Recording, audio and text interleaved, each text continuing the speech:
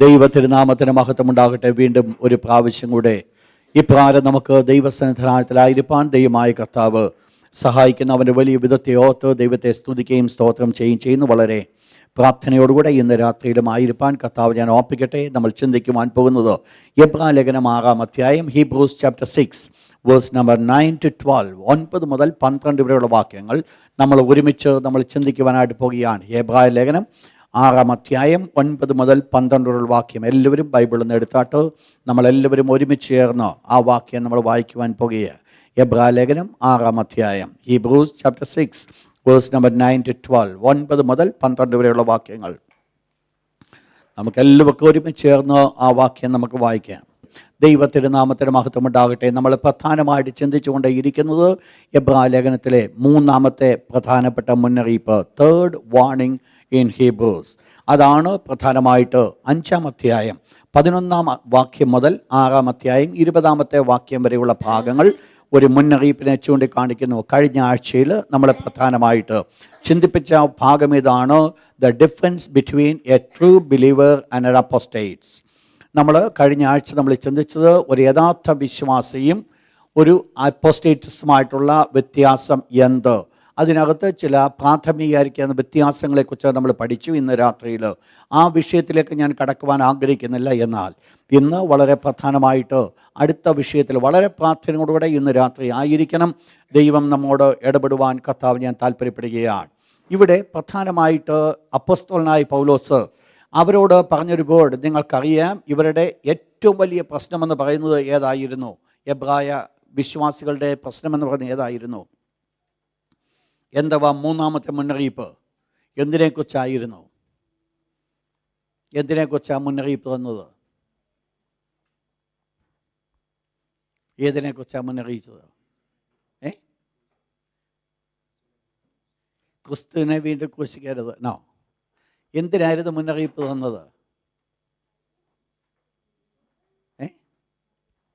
കേൾക്കുന്നില്ല? നോ. ഏതായിരുന്നു? ഓക്കെ, അല്ല. ഇതെല്ലാം അതിനകത്ത് വന്ന വിഷയങ്ങളാണ്. പ്രധാനമായിട്ട് നമ്മൾ പഠിച്ചൊരു വിഷയമുണ്ട്, അതിൽ നിന്നുകൂടെ നമ്മൾ ചിന്തിച്ചുകൊണ്ടേയിരിക്കുന്നത്. ഏതായിരുന്നു ഓർമ്മയുണ്ടോ? Spiritual immaturity. അതാണ് നമ്മൾ ചിന്തിച്ചുകൊണ്ടേയിരിക്കുന്നത്. 5-ാം അധ്യായം 11-ാം വാക്യം മുതൽ വെളിപ്പെടുത്തുന്നത് സ്പിരിച്വൽ ഇമ്മച്യൂരിറ്റി, ആത്മീയ പക്വത പ്രാപിക്കാത്ത അവസ്ഥ എന്താണ് എന്നുള്ളത് നമ്മൾ മനസ്സിലാക്കി. അപ്പോസ്തലനായ പൗലോസ് ഇവരോട്, അഥവാ എബ്രായ ലേഖന കർത്താവ് ഇവരോട് പറയുന്നൊരു വേർഡ് പ്രകാരമാണ്, കാലം നോക്കിയാൽ ഉപദേഷ്ടക്കന്മാരായിരിക്കേണ്ട നിങ്ങൾക്ക് ഇപ്പോഴും കട്ടിയായുള്ള ആഹാരമല്ല, പാലത്രേ കുടിപ്പാൻ കഴിവുള്ളൂ. നിങ്ങൾക്ക് കട്ടിയുള്ള ആഹാരം കഴിക്കുവാൻ സാധിക്കുന്നില്ല. ഇതാണ് പ്രധാനപ്പെട്ട വിഷയം. സ്പിരിച്വൽ ഇമ്മച്യൂരിറ്റിയെക്കുറിച്ച് കാണിച്ചിട്ട് അപ്പോൾ എബ്രായ ലേഖന കർത്താവ് ഇപ്രകാരം 6-ാം അധ്യായത്തിൽ പറയുന്നു, അടിസ്ഥാനപരമായിരിക്കുന്ന ചില വിഷയമുണ്ട്, അതിൽ നിങ്ങൾ നിൽക്കാതെ പ്രായപൂർത്തിയിലേക്ക് നിങ്ങൾ കടന്നു വരിക. ക്രിസ്തുവിനെക്കുറിച്ചുള്ള പരിജ്ഞാനത്തിൻ്റെ പൂർണ്ണതയിലേക്ക് നിങ്ങൾ കടന്നു. ശ്രദ്ധിക്കണം, ഞാൻ പറഞ്ഞ വേർഡ്, ക്രിസ്തുവിനെക്കുറിച്ചുള്ള പരിജ്ഞാനത്തിൻ്റെ പൂർണ്ണതയിലേക്ക് നിങ്ങൾ കടന്നു വരിക. അതാണ് പ്രത്യേകമായിട്ട് പിന്നീട് പറയുന്നത്. എന്നിട്ട് എബ്രായ ലേഖന കർത്താവ് ഇപ്രകാരം പറയുന്നു, ഇങ്ങനെ നിങ്ങൾ ചെയ്തില്ല എങ്കിൽ ഒരു പക്ഷെങ്കിൽ വീണ്ടും നിങ്ങൾ കർത്താവിനെ ക്രൂശിക്കുന്നവരും നിങ്ങൾ പിന്മാറ്റത്തിന് അനുഭവത്തിലേക്ക് കടന്നു പോകുന്നവരുമായിത്തീരും. You can be an apostates. അതാണ് അവസാനം പൗലോസ് അപ്പോസ്തലൻ കൊണ്ടുവച്ചത്. ഇപ്രകാരം ചെയ്യുന്നില്ല എങ്കിൽ, അഥവാ ഒരു സ്പിരിച്വൽ മച്യൂരിറ്റിയിലേക്ക് കടന്നു വരുന്നില്ല എങ്കിൽ, മച്യൂർ ആകുവാനുള്ള ആഗ്രഹമില്ല എങ്കിൽ നമ്മുടെ ജീവിതത്തിൽ ഒരു അപ്പോസ്റ്റേറ്റ്സ് ആയി മാറുവാനായിട്ട് സാധിക്കും. നമ്മൾ കഴിഞ്ഞ ദിവസം ചിന്തിച്ചു, ഒരു അപ്പോസ്റ്റേറ്റ്സിൻ്റെ ലക്ഷ്യം, എൻഡ് എന്ന് പറയുന്നത് മരണകരമായിരിക്കുന്ന ഒരു പാപം ചെയ്യുന്ന വ്യക്തിക്ക് വീണ്ടും തിരിച്ച് ഒരു ക്ഷമ കിട്ടാതെ പോകുന്ന പോലെ തന്നെയാണോ അപ്പോസ്റ്റേറ്റ്സിന് തിരിച്ച് മടങ്ങി വരുവാനായിട്ട് സാധ്യമല്ല. പിന്നീട് രക്ഷ പ്രാപിപ്പാൻ അവർക്ക് സാധ്യമല്ല. ശ്രദ്ധിച്ച് നിങ്ങളായിരിക്കണം, തിരികെ രക്ഷ പ്രാപിപ്പാൻ സാധിക്കില്ല എന്ന് പറഞ്ഞിട്ട് ഭയാനകമായിരിക്കുന്ന ഒരു അന്ത്യത്തെ കൊണ്ട് അവസാനിപ്പിച്ചിട്ട് അപ്പോൾ എബ്രായ ലേഖന കർത്താവ് 6-ാം അധ്യായത്തിൽ 9-ാം വാക്യം തുടങ്ങുന്നത് വളരെ ശ്രദ്ധേയമാണ്. ആ ഭാഗപ്രകാരം പറയുന്നു, 9th verse അവിടെ പറയുന്നത്, എന്നാൽ പ്രിയമുള്ളവരെ, ഞങ്ങൾ ഇങ്ങനെ സംസാരിക്കുന്നുവെങ്കിലും നിങ്ങളെക്കുറിച്ച് ശുഭമേറിയതും രക്ഷയ്ക്ക് ഉതകുന്നതും വിശ്വസിക്കുക എന്ന് പറഞ്ഞാൽ ഈ പറയപ്പെട്ട മേൽപ്പറഞ്ഞ കാര്യങ്ങളൊന്നും നിങ്ങളെക്കുറിച്ചുള്ള കാര്യങ്ങളല്ല.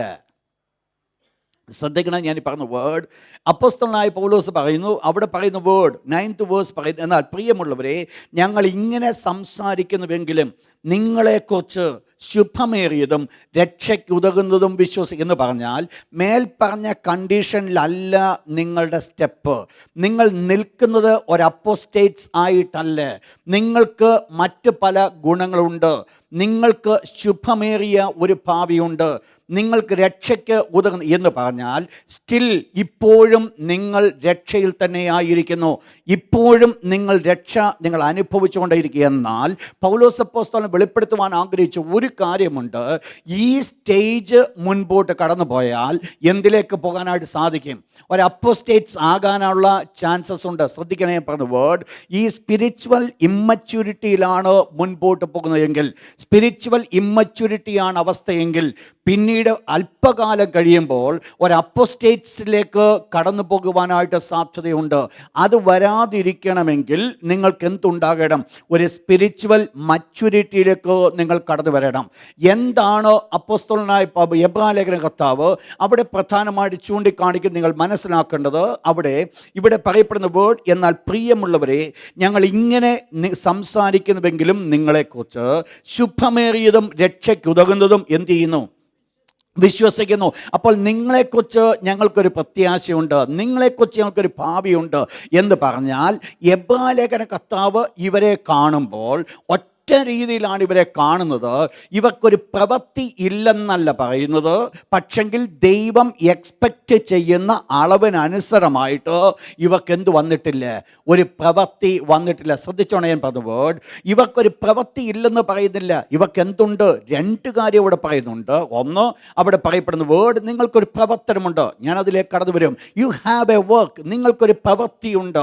രണ്ട് പറഞ്ഞു, നിങ്ങൾക്ക് ഒരു ലേബർ ഓഫ് ലവ്, സ്നേഹത്തിൻ്റെ ായിരിക്കുന്ന ഒരു പ്രവൃത്തിയുമുണ്ട്. അപ്പോൾ ഇത് രണ്ടും ഉണ്ട് എന്ന് പറയപ്പെടുമ്പോൾ നിങ്ങൾ മനസ്സിലാക്കണം, ഈ രണ്ടുമുള്ള കൂട്ടരോട് എബ്രായലേഖന കർത്താവ് പറയുന്നു, നിങ്ങൾ ഇപ്പോഴും ആരായിരിക്കുന്നു? ഇമ്മച്വറാണ്. ശ്രദ്ധിക്കണേ ഞാൻ പറഞ്ഞ വേർഡ്, ചില ഗുണങ്ങൾ അവരുടെ ഉള്ളിലുണ്ടെങ്കിലും, ചില ഗുണങ്ങൾ അവരിൽ കൂടെ പ്രവർത്തിച്ചുകൊണ്ട് ഇരിക്കുന്നുവെങ്കിലും, അവരുടെ ആഫ്റ്റർ ഓൾ സ്പിരിച്വൽ അവസ്ഥയെക്കുറിച്ച് എബ്രായലേഖന കർത്താവ് പറയുന്നത് നിങ്ങൾ സ്റ്റിൽ ഇമ്മച്വറാണ് എന്ന് പറഞ്ഞാൽ അതിൻ്റെ അർത്ഥം നിങ്ങൾ മനസ്സിലാക്കണം.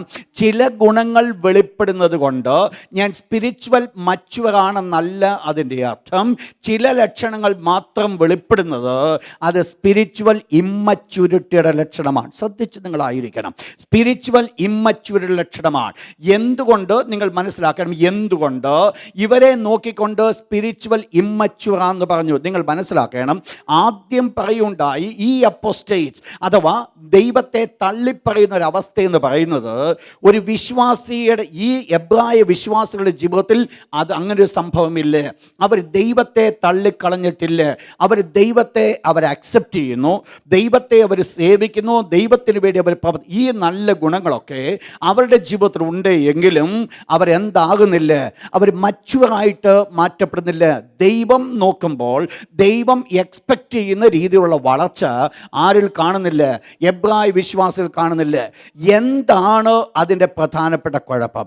ഇവിടെ എബ്രായ വിശ്വാസികളുടെ ഒരു വലിയ വീക്ക് പോയിന്റ് നമ്മളിവിടെ കാണുവാൻ സാധിക്കുകയാണ്. വായിച്ചാട്ട് അതിൻ്റെ 12ാമത്തെ വാക്യത്തിലേക്ക്, വേഴ്സ് 12 ഒന്ന് വായിച്ചാട്ട് 12ാമത്തെ വാക്യം. അങ്ങനെ നിങ്ങൾ മന്ദതയുള്ളവരാകാതെ എന്ന് പറഞ്ഞാൽ ഇവരുടെ മെയിൻ പോയിന്റ് നമ്മളിവിടെ കാണുകയാണ്.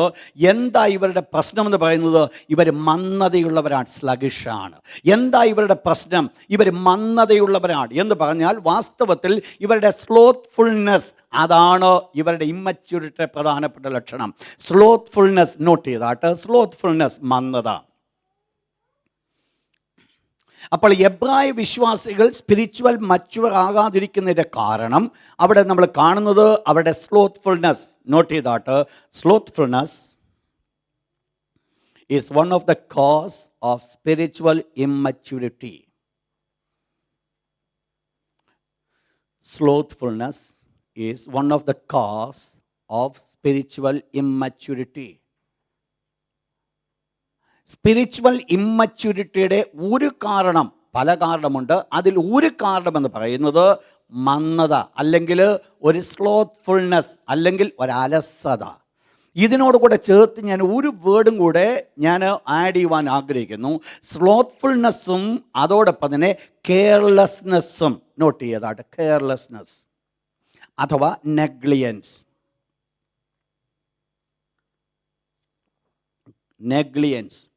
ഈ രണ്ട് കാര്യങ്ങൾ സ്പിരിച്വൽ ഇമ്മച്യൂരിറ്റിയുടെ കാരണമാകുന്നു.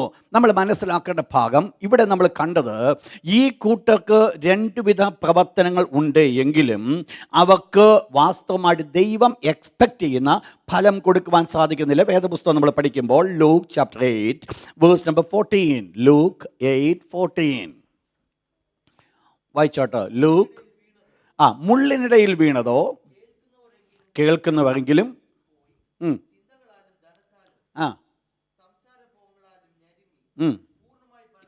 Underline that verse. പൂർണ്ണമായി ഫലം കൊടുത്തില്ല എന്ന് പറഞ്ഞാൽ ചില ഫലം കൊടുത്തിട്ടില്ല എന്നല്ല അതിൻ്റെ അർത്ഥം. ഫലം കൊടുത്തു, എന്നാൽ എക്സ്പെക്റ്റ് ചെയ്യുന്ന ഫലത്തിലേക്ക് കടന്നു വരുന്നില്ല. നിങ്ങൾ വേദപുസ്തകങ്ങളൊക്കെ പഠിക്കുമ്പോൾ നിങ്ങൾ ഒന്ന് മനസ്സിലാക്കണം, ദൈവം എക്സ്പെക്റ്റ് ചെയ്യുന്നത് ഓൾവേസ് 100% അല്ല. വേദപുസ്തകം ഇപ്രകാരം പറയുന്നു, കർത്താവ് പറഞ്ഞൊരു കാര്യമുണ്ട്, വിത്ത് വിതച്ചു, ആ വിത്ത് നല്ല നിലത്ത് വീണു, വിത്ത് വളർന്നു, അത് ഫലം കായ്ച്ചു, എത്ര മേനി വിളഞ്ഞു? 30, 60, 100 എന്ന് പറഞ്ഞാൽ ദൈവം എക്സ്പെക്റ്റ് ചെയ്യുന്ന ഒരു പരീക്ഷയ്ക്ക് പാസ് മാർക്ക് കൊടുക്കുന്നത് 30 അല്ലെങ്കിൽ 35 അല്ലെങ്കിൽ 40 മാർക്ക് ആയിരിക്കുന്ന പോലെ തന്നെ ദൈവം എക്സ്പെക്റ്റ് ചെയ്യുന്ന ഒരു പാസ് മാർക്കുണ്ട്. അത് വളരെ ലീസ്റ്റ് ആയിട്ടുള്ളത് 30%.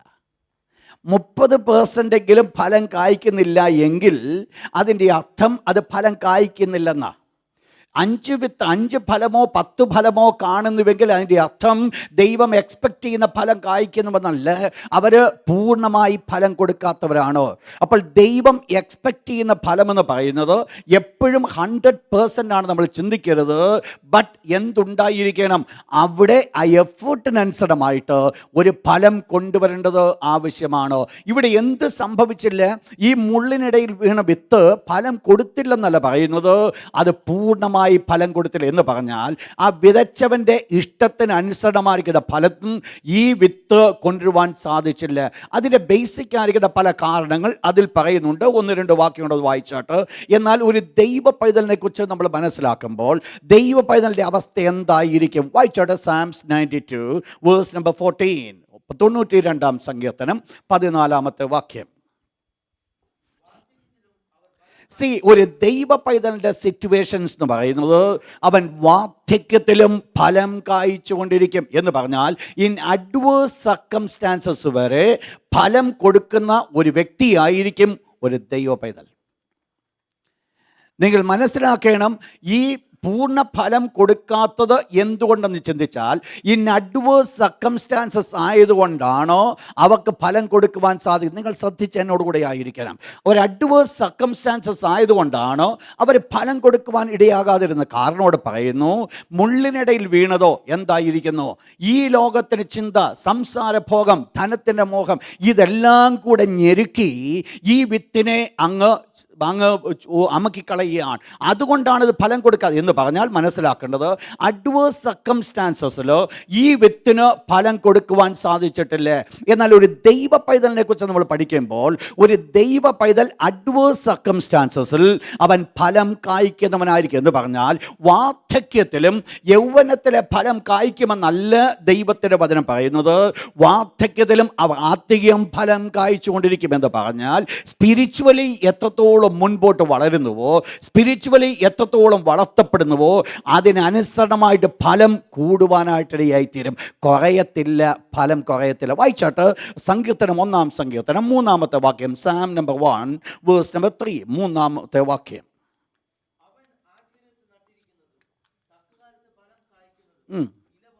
നിങ്ങൾ മനസ്സിലാക്കണം, ഭാഗം പറയുന്നു ഇല വാടാത്ത വൃക്ഷം എന്ന് പറഞ്ഞാൽ ഇല വാടത്തില്ലെന്ന് പറഞ്ഞു കഴിഞ്ഞാൽ അർത്ഥമുണ്ട്.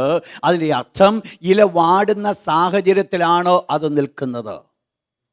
ഇലവാടുവാൻ സാധ്യതയുണ്ട്. എന്നാൽ ഇലവാടുവാൻ സാധ്യതയുള്ളിടത്തും ഇലവാടാതിരിക്കുന്നതാണ് ആ വൃക്ഷത്തിൻ്റെ പ്രത്യേകത എന്ന് പറഞ്ഞാൽ, അഡ്വേഴ്സ് സർക്കംസ്റ്റാൻസസിൽ ഒരു ദൈവ പൈതൽ എന്ത് സംഭവിക്കത്തില്ല, അവൻ്റെ വേലയിൽ അവൻ കുറവ് വരുത്തുകയില്ല. അതുകൊണ്ടാണ് നമ്മളിന്ന് വായിച്ച സദൃശ്യവാക്യത്തിൽ അനുഗ്രഹിക്കപ്പെട്ട വാക്യപ്രാരംഭമുണ്ട്. കഷ്ടകാലത്ത് നീ കുഴഞ്ഞു പോയാൽ നിന്റെ ബലം നിനക്ക് നഷ്ടം. ഉണ്ട് എന്ന് പറയുന്ന ബലം കൊണ്ട് യാതൊരു അനുഗ്രഹവുമില്ല. നിന്റെ പ്രതികൂലങ്ങളുടെ നടുവിൽ നീ കുഴഞ്ഞു പോവുകയാണെങ്കിൽ, നീ തളർന്നു പോവുകയാണെങ്കിൽ, ഉണ്ട് എന്ന് പറയുന്ന ബലം കൊണ്ട് യാതൊരു അനുഗ്രഹവുമില്ല. ഇവിടെ നമ്മൾ കാണേണ്ടത് ഒന്ന് രണ്ട് വ്യക്തികളെ ഞാൻ നിങ്ങളുടെ മുമ്പിൽ കൊണ്ടുവരുമ്പോൾ പെട്ടെന്ന് നിങ്ങൾക്ക് ആ വിഷയം മനസ്സിലാക്കുവാൻ സാധിക്കും. യോശുവയുടെ പുസ്തകം, the book of Joshua, chapter 14 verse 11 and 12. 11-12 വാക്യം. യോശുവയുടെ പുസ്തകം 14-ാം അധ്യായം 11-12 വാക്യം. യഹോവ അന്ന് കൽപ്പിച്ച മല നീ എനിക്ക് തരിക. നിങ്ങൾക്കറിയാം ഇത് ആര് പറയുന്നു? കാലേബ്. എന്നാ കാലേബിന് വാഗ്ദത്തം ലഭിച്ചത് 40-ാമത്തെ വയസ്സിൽ. ഇപ്പോൾ വയസ്സെത്രയായി? 85-ാമത്തെ വയസ്സ്. 85-ാമത്തെ വയസ്സിൽ നിൽക്കുന്ന കാലേബ് പറയുകയാണ്, എനിക്ക് അന്നത്തെ പോലെ ആരോഗ്യം ഇന്നുണ്ട് എന്ന് പറഞ്ഞാൽ അന്ന് എനിക്ക് എന്ത് ചെയ്യുവാൻ സാധിക്കുമോ ഇന്നും എനിക്കത് ചെയ്യുവാൻ സാധിക്കും. ദൈവമക്കൾ മനസ്സിലാക്കിക്കോണം, പ്രായം എത്ര കൂടിയാലും ദൈവമക്കളെക്കുറിച്ച് ദൈവം ആഗ്രഹിക്കുന്ന ഒരു വേലയ്ക്ക് വേണ്ടി ദൈവം അവരെ ബലപ്പെടുത്തിക്കൊണ്ടിരിക്കുക തന്നെ ചെയ്യും. അവരുടെ ശക്തി കുറഞ്ഞ് മാറ്റപ്പെടുകയല്ല അവർ ചെയ്യുന്നത്, അവർ മേൽക്കുമേൽ കൃപ പ്രാപിക്കുകയാണ് ചെയ്യുന്നത്. കാലേബ്, നീ ആ മല എനിക്ക് തന്നേര്, ഞാനത് അവകാശം പ്രാപിച്ചോളൂ. ഒരു വലിയ ശത്രുമായിട്ടാണ് കാലേബിന് യുദ്ധം ചെയ്യേണ്ടത്. പക്ഷേ കാലേബിന് അതൊന്നും ഒരു ഇഷ്യൂ അല്ല. അന്നത്തെക്കാൾ ആരോഗ്യം ഇന്ന് എനിക്കുണ്ട്. നിങ്ങൾക്കറിയാം, യോശുവ വയസ്സ് എന്ന് പ്രായമായി. യോശുവയുടെ പുസ്തകം 13-ാം അധ്യായം അതിൻ്റെ 1-ാമത്തെ വാക്യത്തിലേക്ക് കടന്നു വന്നാൽ, ജോഷുവ ചാപ്റ്റർ 13 വേഴ്സ് 1.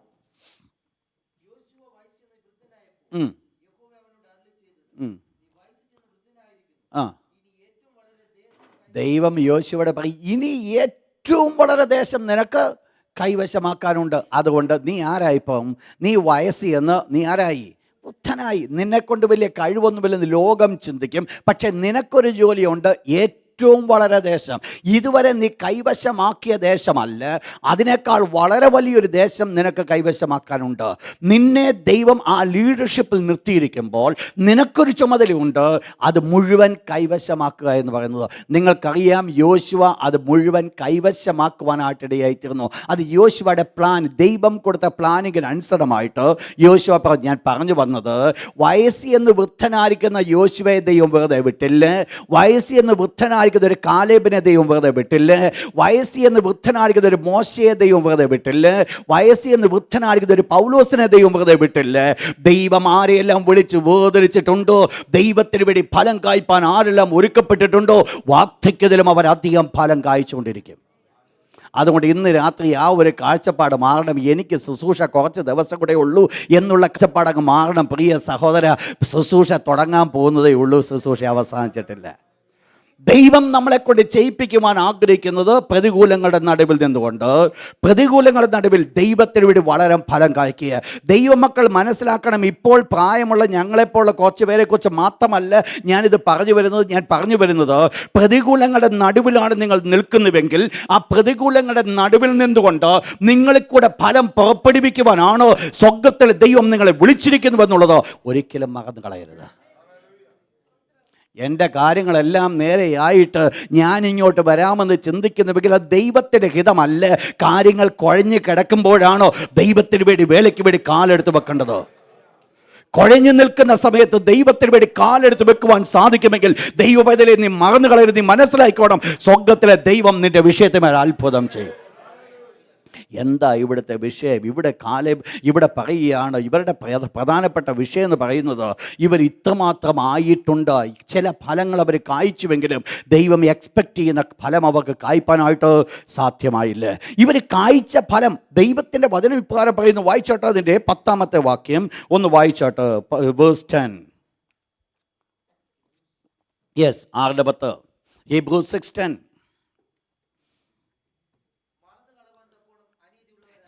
ദൈവം മറക്കത്തില്ലെന്ന് അവിടെ പറയുന്നത്.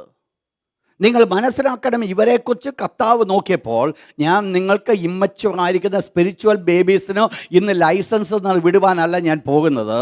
ഞാൻ പറഞ്ഞു വന്ന പോയിന്റ്, ഈ സ്പിരിച്വൽ ബേബീസ്, ആത്മീയത്തിൽ ശിശുക്കളായിരിക്കുന്നവർ, ഉപദേഷ്ടാക്കന്മാരായിരിക്കുന്നവർ, ഇന്നും ശിശുവായിരിക്കുന്നുവെങ്കിലും ദൈവം നിങ്ങളെ കൈവിട്ടില്ല എന്നാണ് പറഞ്ഞു വന്നത്. ദൈവം നിങ്ങളെ മറന്നു കളഞ്ഞിട്ടില്ല. എന്തുകൊണ്ട് ദൈവം നിങ്ങളെ മറന്നു കളഞ്ഞിട്ടില്ല? രണ്ട് കാര്യം അവിടെ പറയുന്നു. അവിടെ ആദ്യം തുടങ്ങിയ പ്രകാരമാണ് ദൈവം നിങ്ങളുടെ പ്രവൃത്തി എന്ന് പറഞ്ഞാൽ, ഈ എബ്രായ സഭയ്ക്ക് ഒരു പ്രവൃത്തിയുണ്ട്. They had a work. അവർക്കൊരു പ്രവൃത്തി ഉണ്ടായിരുന്നു.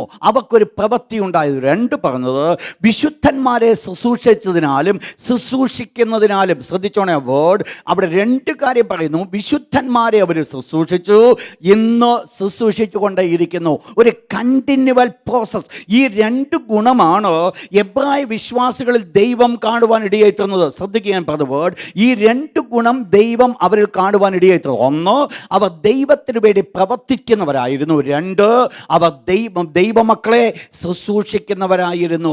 ഈ രണ്ട് ക്വാളിറ്റി അവരിൽ കണ്ടപ്പോൾ സ്വർഗത്തിലെ ദൈവം അവരോട് പറയുകയാണ്, കുഞ്ഞുങ്ങളെ, നിങ്ങളെക്കുറിച്ച് ഞാൻ ഇത്രയൊക്കെ പറഞ്ഞെങ്കിലും നിങ്ങൾ ഈ ചെയ്തതായിരിക്കുന്ന നല്ല പ്രവർത്തനത്തെ ഞാൻ ഒരിക്കലും മറന്നു കളയുകയില്ല എന്ന് പറഞ്ഞാൽ നിങ്ങൾ മനസ്സിലാക്കണം, ഇതിൽ കൂടെ ദൈവം എക്സ്പെക്ട് ചെയ്തൊരു കാര്യമുണ്ട്. രക്ഷിക്കപ്പെട്ട് നിൽക്കുന്ന ഈ എബ്രായ വിശ്വാസികളോട് ദൈവത്തിൻ്റെ ദാസൻ ഇപ്രകാരം വിളിച്ചു പറയുകയാണ്, നിങ്ങളിൽ കൂടെ ദൈവം ആഗ്രഹിക്കുന്ന ചില കാര്യങ്ങളുണ്ട് എന്ന് പറഞ്ഞാൽ, ഈ പ്രത്യേകമായിരിക്കുന്ന പ്രവർത്തനങ്ങളോ അല്ലെങ്കിൽ ഈ ശുശ്രൂഷന്മാരെ ശുശ്രൂഷിക്കുന്നതോ അല്ല നിങ്ങൾക്ക് രക്ഷയ്ക്ക് കാരണമായിരിക്കും എന്ന് പറഞ്ഞാൽ, ഒരു പ്രവൃത്തിയും നിങ്ങളെ രക്ഷിക്കത്തില്ല. എന്നാൽ രക്ഷിക്കപ്പെട്ടവരിൽ കൂടെ വെളിപ്പെടേണ്ട ചില പ്രവർത്തനങ്ങളെയാണ് അവിടെ വെളിപ്പെടുത്തുന്നത്. ശ്രദ്ധിക്കാൻ പറഞ്ഞ വേർഡ്, ഈ പ്രവർത്തനം കൊണ്ട് രക്ഷിക്കപ്പെടത്തില്ല, എന്നാൽ രക്ഷിക്കപ്പെട്ടവർ പ്രവർത്തിക്കേണ്ട ചില പ്രവർത്തനങ്ങളെയാണോ ഇവിടെ വെളിപ്പെടുത്തുന്നത് എന്ന് പറഞ്ഞാൽ, നാം രക്ഷിക്കപ്പെട്ടു എന്ന് എനിക്ക് ബോധ്യമുണ്ടെങ്കിൽ സ്വാഭാവികമായിട്ട് എന്നിൽ കൂടെ വെളിപ്പെടേണ്ടതായിരിക്കുന്ന, എന്നിൽ കൂടെ കടന്നു വരേണ്ടതായിരിക്കുന്ന, ഇവിടെ എബ്രായ വിശ്വാസികളുടെ ജീവിതത്തിൽ ദൈവം കണ്ട പോലെ കാണേണ്ട രണ്ട് കാര്യങ്ങളാണ്. ഒന്ന്, ദൈവത്തിന് വേണ്ടി പ്രവർത്തിക്കുക എന്ന് പറയുന്നതും, രണ്ട്, ദൈവമക്കളെ ശുശ്രൂഷിക്കുക എന്ന് പറയുന്നതും. ഞാൻ ഓർപ്പിക്കട്ടെ, ദൈവമക്കളെ ഇതുകൊണ്ടല്ല അവർ രക്ഷിക്കപ്പെട്ടത്, പക്ഷെങ്കിൽ രക്ഷിക്കപ്പെട്ടത് കൊണ്ട് അവർ ചെയ്യുന്ന രണ്ട് കാര്യങ്ങളായത്. ശ്രദ്ധിച്ചോ, നിങ്ങൾ മനസ്സിലാക്കുക ഞാൻ പറഞ്ഞു വന്നത്. രക്ഷിക്കപ്പെട്ടത് ഈ പ്രവൃത്തി ചെയ്തുകൊണ്ടല്ല, പിന്നെയോ രക്ഷിക്കപ്പെട്ടത് കൊണ്ട് അവരിൽ കൂടെ വെളിപ്പെട്ടതായിരിക്കുന്ന ഒരു പ്രവർത്തനങ്ങളാണോ ഇത് രണ്ടും എന്ന് പറഞ്ഞാൽ, രക്ഷിക്കപ്പെട്ടു എന്ന് ഞാൻ നിങ്ങൾ പറയുമ്പോൾ ആ രക്ഷിക്കപ്പെട്ടതിൻ്റെ അനുസരണമായിരിക്കുന്ന ചില പ്രവർത്തനങ്ങൾ എന്നിലും നിങ്ങൾ കൂടെ ഉണ്ടാകേണ്ടത് ആവശ്യമാണ്. അപ്പോൾ നമുക്കറിയാം, യോഹന്നാൻ സ്നാപകൻ ഇപ്രകാരം വിളിച്ചു പറഞ്ഞു, സർപ്പസന്തതികളെ വരുവാനുള്ള കോപത്തെ ഒഴിഞ്ഞ് ഓടിപ്പോകുവാൻ നിങ്ങൾക്ക് ഉപദേശിച്ചു തന്നതാ. എന്നിട്ട് പറഞ്ഞ വേർഡ്, മാനസാന്തരത്തിന് യോഗ്യമായ ഫലം കായ്പീൻ. അപ്പോൾ എന്താ ആവശ്യമായിരിക്കുന്നത്? നീ മാനസാന്തരപ്പെട്ടവനാണെങ്കിൽ, നീ രക്ഷിക്കപ്പെട്ടവനാണെങ്കിൽ, രക്ഷിക്കപ്പെട്ടു എന്ന് പറയുവാൻ ചില പ്രത്യേകമായിരിക്കുന്ന പ്രവർത്തനം നമ്മിൽ കൂടെ വെളിപ്പെടേണ്ടത് ആവശ്യമാണ്. എന്ന് പറഞ്ഞാൽ, ഈ പ്രവർത്തനം നമ്മൾ ഇല്ല എങ്കിൽ അതിൻ്റെ അർത്ഥം നീ രക്ഷിക്കപ്പെട്ടു എന്നുള്ളതിൻ്റെ തെളിവല്ല. ഞാൻ പറയുന്നത് നിങ്ങൾ ശ്രദ്ധിച്ച് മനസ്സിലാക്കണം. രക്ഷിക്കപ്പെട്ടു എന്ന് നമുക്ക് അവകാശപ്പെടുവാൻ സാധ്യമല്ല. കാരണം രക്ഷിക്കപ്പെട്ടു എന്ന് പറയുന്നവരിൽ കൂടെ ദൈവം എക്സ്പെക്റ്റ് ചെയ്യുന്ന, കാണുവാൻ ആഗ്രഹിക്കുന്ന രണ്ട് ഗുണങ്ങൾ, ഒത്തിരി ഗുണമുണ്ട്, അതിൽ രണ്ട് ഗുണങ്ങളെക്കുറിച്ചാണ് അവിടെ പറയുന്നത്. എന്നാൽ ഈ രണ്ട് ഗുണം ഇവരുടെ സ്പിരിച്വൽ ഇമ്മച്യൂരിറ്റിയിൽ അവരായിരിക്കുമ്പോഴും ദൈവം അവരെ തള്ളിക്കളയേണ്ട ഒരു സ്ഥാനത്താണെങ്കിലും അവരുടെ പ്രവർത്തനത്തെക്കുറിച്ച് ഈ എബ്രായലേഖനത്തെ ഓർത്തിപ്രകാരം പറയുകയാണ്, ദൈവം നിങ്ങളെ തള്ളിക്കളവാൻ തക്കവണ്ണം അനീതിയുള്ളവനല്ല എന്ന് പറഞ്ഞാൽ, ഈ ഒരു വീക്ക്നെസ് അവരുടെ ജീവിതത്തിൽ കിടക്കുമ്പോൾ തന്നെ ദൈവം അവരെ മറന്നു കളയുന്നില്ല എന്നുള്ളത് ഒരു വലിയ വിഷയമാണ്. വാസ്തവത്തിൽ ദൈവം ആ കുറവ് കണ്ടാൽ ദൈവം അവരെ തള്ളിക്കളയേണ്ടതാണ്. എന്നാൽ ദൈവം അവരെ തള്ളിക്കളയാതെ അവരെ ദൈവത്തിൻ്റെ ദാസന്മാർ പറയുന്നു, ദൈവം നിങ്ങളെ മറന്നു കളയുന്നില്ല, ദൈവം നിങ്ങളെ മറക്കുവാനായിട്ട് പോകുന്നില്ല, ദൈവം നിങ്ങളെ ആദരിക്കുവാനായിട്ട് ആഗ്രഹിക്കുന്നു. എന്നാൽ ഒരു വിഷയം അവിടെ കിടക്കുകയാണ്. കാലം നോക്കിയാൽ നിങ്ങൾ ആരായിരിക്കേണ്ടത്? ഉപദേഷ്ടാക്കന്മാരായിരിക്കണം. ഇപ്പോൾ നിങ്ങൾ ആരായിരിക്കുന്നു? ശിശുക്കളായിരിക്കുന്നു. അതിൻ്റെ ഒരു ഡേഞ്ചർ സോൺ വരാൻ ചാൻസസ് ഉണ്ട്. എങ്കിലും ഇന്നത്തെ നിങ്ങളുടെ സിറ്റുവേഷൻ എന്ന് പറഞ്ഞാൽ നമ്മുടെയൊക്കെ സിറ്റുവേഷൻസ് പലപ്പോഴും ഇതിനകത്ത് കിടക്കും. എന്താ നമ്മുടെ സിറ്റുവേഷൻ? ചില പ്രവർത്തനങ്ങളൊക്കെ ഉണ്ട്. അതുകൊണ്ട് ദൈവം എന്നും നമ്മോട് കരുണ കാണിച്ചുകൊണ്ടിരിക്കുക. വർഷങ്ങളുടെ പാരമ്പര്യം പറഞ്ഞാലും ഇന്നും ദൈവം കരുണ കാണിക്കുവാൻ കാരണമായിരിക്കുന്ന ചില നല്ല ക്വാളിറ്റീസ് ദൈവത്തിൻ്റെ കൃപയാൽ നമ്മിൽ ദൈവം തന്നു. അതിൻ്റെ കാരണമെന്ന് പറയുന്നത് നമ്മിൽ കൂടെ നമ്മുടെ പ്രവർത്തനം കൊണ്ട് വെളിപ്പെട്ട ഒരു കാര്യമല്ല. പിന്നെയോ ഞാൻ രക്ഷിക്കപ്പെട്ടതിൽ കൂടെ എന്നിൽ കൂടെ രക്ഷിക്കപ്പെട്ടത് മുഖാന്തരമായിട്ട് എന്നിൽ കൂടെ വെളിപ്പെട്ട ചില പ്രവർത്തനങ്ങളാണത്. ഓട്ടോമാറ്റിക്കായിട്ട് എന്നിൽ കൂടെ കടന്നു വന്നായിരിക്കും ചില പ്രവർത്തനങ്ങൾ. എന്താ പ്രവർത്തനം? ഒന്ന് നമ്മൾ കാണുന്നത് രണ്ട് കാര്യങ്ങളാണ്. അഥവാ വേദപുസ്തകം നമ്മൾ പഠിക്കുമ്പോൾ നമ്മുടെ രക്ഷയെ അക്കമ്പനി ചെയ്യുന്ന രണ്ട് കാര്യങ്ങളാണ്. ഒന്ന് ദ വർക്ക്സ്, രണ്ട് ദ ലേബർ ഓഫ് ലവ്. ഒന്ന് work. Two things that accompany salvation. രണ്ട് കാര്യങ്ങൾ സാൽവേഷനെ അക്കമ്പനി ചെയ്യുന്നു. അതിലൊന്ന് ദ വർക്ക്, രണ്ട് ലേബർ ഓഫ് ലവ്. അവിടെ ബ്രാക്കറ്റിൽ കൊടുത്താട്ട് മിനിസ്റ്ററിംഗ് ദ സെയിൻസ്, ദൈവമക്കളെ ശുശ്രൂഷിക്കുക. ഇത് രണ്ടും ഓട്ടോമാറ്റിക്കായിട്ട് കടന്നു വരേണ്ട കാര്യങ്ങളാണ്. ആരിൽ കൂടെ കടന്നു വരണം? നമ്മൾ രക്ഷിക്കപ്പെട്ടവനാകുന്നുവെങ്കിൽ ഒന്ന് രണ്ട് വാക്യങ്ങളിലേക്ക് പെട്ടെന്ന് കടന്നു വന്നാട്ട് വർക്ക്, പ്രവർത്തനം. ഒന്ന് വായിച്ചോട്ടെ. 2 കൊരിന്ത്യർ 5-ാം അധ്യായം 14. 2 Corinthians chapter 5 verse 14. 2 കൊരിന്ത്യർ 5:14. അപ്പോസ്തലനായ പൗലോസ് ദൈവത്തിൻ്റെ വേലയ്ക്ക് വേണ്ടി ഇറങ്ങിത്തിരിക്കുമ്പോൾ പൗലോസ് ഇപ്രകാരം പറയുകയാണ്, ഈ വേല ചെയ്യുന്നത് ഞങ്ങൾ സ്വയമായിട്ടല്ല. പിന്നെ എന്താ ഇവിടെ സംഭവിക്കുന്നത്? ക്രിസ്തുവിൻ്റെ സ്നേഹം എന്നെ നിർബന്ധിക്കുന്നു. അപ്പോൾ വാസ്തവത്തിൽ ഈ പ്രവർത്തനം വെളിപ്പെടുവാൻ കാരണമായി തീർന്നത് നമ്മുടേതായിരിക്കുന്ന സ്വയ എഫേർട്ട് അല്ല. പിന്നെ എന്തുകൊണ്ടാണ്? ദൈവത്തിൻ്റെ സ്നേഹം. നിങ്ങൾക്കറിയാം, ദൈവത്തിൻ്റെ സ്നേഹം എന്നെ ഹേമിക്കാതെ, ദൈവത്തിൻ്റെ സ്നേഹം എന്നെ പ്രേരിപ്പിക്കാതെ ദൈവത്തിന് വേണ്ടി ഒന്നും ചെയ്യുവാൻ നമുക്ക് സാധ്യമല്ല. ഇപ്പോൾ ഒരു പക്ഷെങ്കിൽ എന്തെങ്കിലും ചെയ്യാമായിരിക്കാം നിർബന്ധം കൊണ്ട്. പക്ഷെങ്കിൽ അതിനകത്ത് ഒരു ഹാർട്ട്, ഒരു ഹൃദയം കാണുകയില്ല. ആ പ്രവർത്തനത്തിനൊരു പൂർണ്ണത കാണുവാൻ സാധിക്കുകയില്ല. അതിനകത്ത് എപ്പോഴും ഭാഗീയമായിരിക്കും. എന്നാൽ ഒന്ന് മനസ്സിലാക്കണം, ദൈവത്തിൻ്റെ ദാസനെ പറഞ്ഞ് ക്രിസ്തുവിൻ്റെ സ്നേഹം എന്നെ നിർബന്ധിക്കുക. നമ്മുടെ ഉള്ളത്തിൽ ക്രിസ്തുവിൻ്റെ സ്നേഹമുണ്ടെങ്കിൽ ആ ക്രിസ്തുവിൻ്റെ സ്നേഹമാണ് ദൈവത്തിന് വേണ്ടി പ്രവർത്തിക്കുവാൻ എന്നെ ഒരുക്കും. നിങ്ങൾക്കറിയാം, ഈ പ്രത്യയമായിരിക്കുന്ന ഭാഗം പൗലോസ് അപ്പോസ്തലൻ പറയുമ്പോൾ പൗലോസ് കൊണ്ട് കൺക്ലൂഡ് ചെയ്യുന്ന ഇതാണ്: ഞാൻ ക്രിസ്തുവിന് വേണ്ടി സ്ഥാനാപതിയാണോ, അഥവാ നിരന്നുകൊള്ളുവാൻ ഞാൻ ആഗ്രഹിക്കുന്നു. അപ്പോൾ തന്നെ പരമേൽപ്പിച്ചു നൽകുന്ന ഒരു ശുശ്രൂഷ, കർത്താവിന് വേണ്ടി സാക്ഷ്യം പറയുന്ന ശുശ്രൂഷ, കർത്താവിന് വേണ്ടി ആത്മാക്കളെ നേടുന്ന ഒരു ശുശ്രൂഷ. ഈ ശുശ്രൂഷയെ മുൻപിൽ കണ്ടുകൊണ്ട് പൗലോസ് പറയുകയാണോ, ഈ ശുശ്രൂഷ ചെയ്യുന്നത് ഞാനല്ല, പിന്നെയോ ക്രിസ്തുവിൻ്റെ സ്നേഹം എന്നെ നിർബന്ധിക്കുന്നു. പ്രിയപ്പെട്ടവരെ, ഞാൻ ഓർപ്പിക്കട്ടെ, എത്ര പാസ്റ്റർ ഒരു ആഴ്ചയിൽ 15 വട്ടം പറഞ്ഞാലും നമ്മൾ ആരും ആത്മാക്കളെ നേടത്തില്ല, ദൈവത്തിൻ്റെ സ്നേഹം എന്നിൽ കൂടെ നിർബന്ധിക്കാതെ. ഈ നഷ്ടപ്പെട്ട് കിടക്കുന്ന ആത്മാക്കളെക്കുള്ള ഭാരം എൻ്റെ ഹൃദയത്തിൽ കടന്നു വരാതെ ഒരിക്കലും എനിക്കൊരാത്മാവിനെ നേടുവാൻ സാധ്യമല്ല. കാരണം അത് സംഭവിക്കണമെങ്കിൽ ക്രിസ്തുവിൻ്റെ സ്നേഹമാണ് എന്നെ നിർബന്ധിക്കേണ്ടത്. നിങ്ങൾ മനസ്സിലാക്കണം, എൻ്റെയും നിങ്ങളുടെ ഉള്ളിൽ ആവശ്യമായിരിക്കുന്നത് ക്രിസ്തുവിൻ്റെ സ്നേഹമാണ്. അതാണ് എന്നെ മുൻപോട്ട് കൊണ്ടുപോകേണ്ടത്. ക്രിസ്തുവിൻ്റെ സ്നേഹം എന്നെ നിങ്ങൾ മുൻപോട്ട് കൊണ്ടുപോയാൽ ഒരു വലിയ ഗുണമുണ്ട്. അതിൻ്റെ ഗുണമെന്ന് പറയുന്നത് പ്രത്യാഘാതങ്ങളെ നോക്കാതായിരിക്കും സ്നേഹം നമ്മളെ മുൻപോട്ട് വിടുന്നത്. സ്നേഹത്തിൻ്റെ മുൻപിൽ നിൽക്കുവാൻ ഒരു പ്രത്യാഘാതത്തിനും സാധ്യമല്ല. അത് ഒരു ലിമിറ്റേഷൻസ് അവിടെ കൊണ്ടുവെക്കത്തില്ല. ആ സകല ലിമിറ്റേഷനെയും ഓവർകം ചെയ്യുന്നതായിരിക്കും എന്നിലായിരിക്കുന്ന ക്രിസ്തുവിൻ്റെ സ്നേഹമെന്ന് പറയുന്നത്. നമ്മൾ ലിമിറ്റ് ചെയ്യുന്നതിൻ്റെ ഒരു കാരണമെന്ന് പറയുന്നത് സ്നേഹം നമ്മൾ അത്രത്തോളം കുറഞ്ഞിരിക്കുന്നു എന്നുള്ളതാണ്. നെക്സ്റ്റ് നമ്മൾ കാണുമ്പോൾ വായിച്ചോട്ടെ. 1 തെസ്സലോനിക്ക ലേഖനം 1-ാം അധ്യായം 2-3 വാക്യം. തെസ്സലോനിക്ക സഭയെ നോക്കട്ടെ. അപ്പോസ്തലനായ പൗലോസ് പറയുന്നു, ഞങ്ങളുടെ പ്രാർത്ഥനയെ നിങ്ങളെ സ്മരിച്ചുകൊണ്ട് നിങ്ങളുടെ വിശ്വാസത്തിൻ്റെ വേലയും, അണ്ടർലൈൻ ദാറ്റ്, സ്നേഹപ്രയത്നം. സ്നേഹത്തിനൊരു പ്രവൃത്തി ഉണ്ടെന്നല്ല ഇവിടെ പറഞ്ഞത്, സ്നേഹം ഒരു പ്രയത്നമാകും.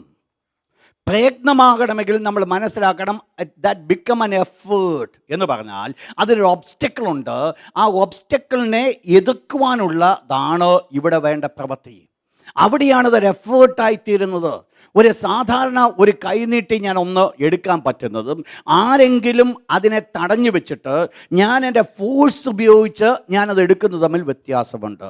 എനിക്ക് ഒരു ബുദ്ധിമുട്ടുമില്ലാതെ എടുക്കാൻ പറ്റുന്നത് എൻ്റെ ഒരു പ്രവൃത്തിയാണ്.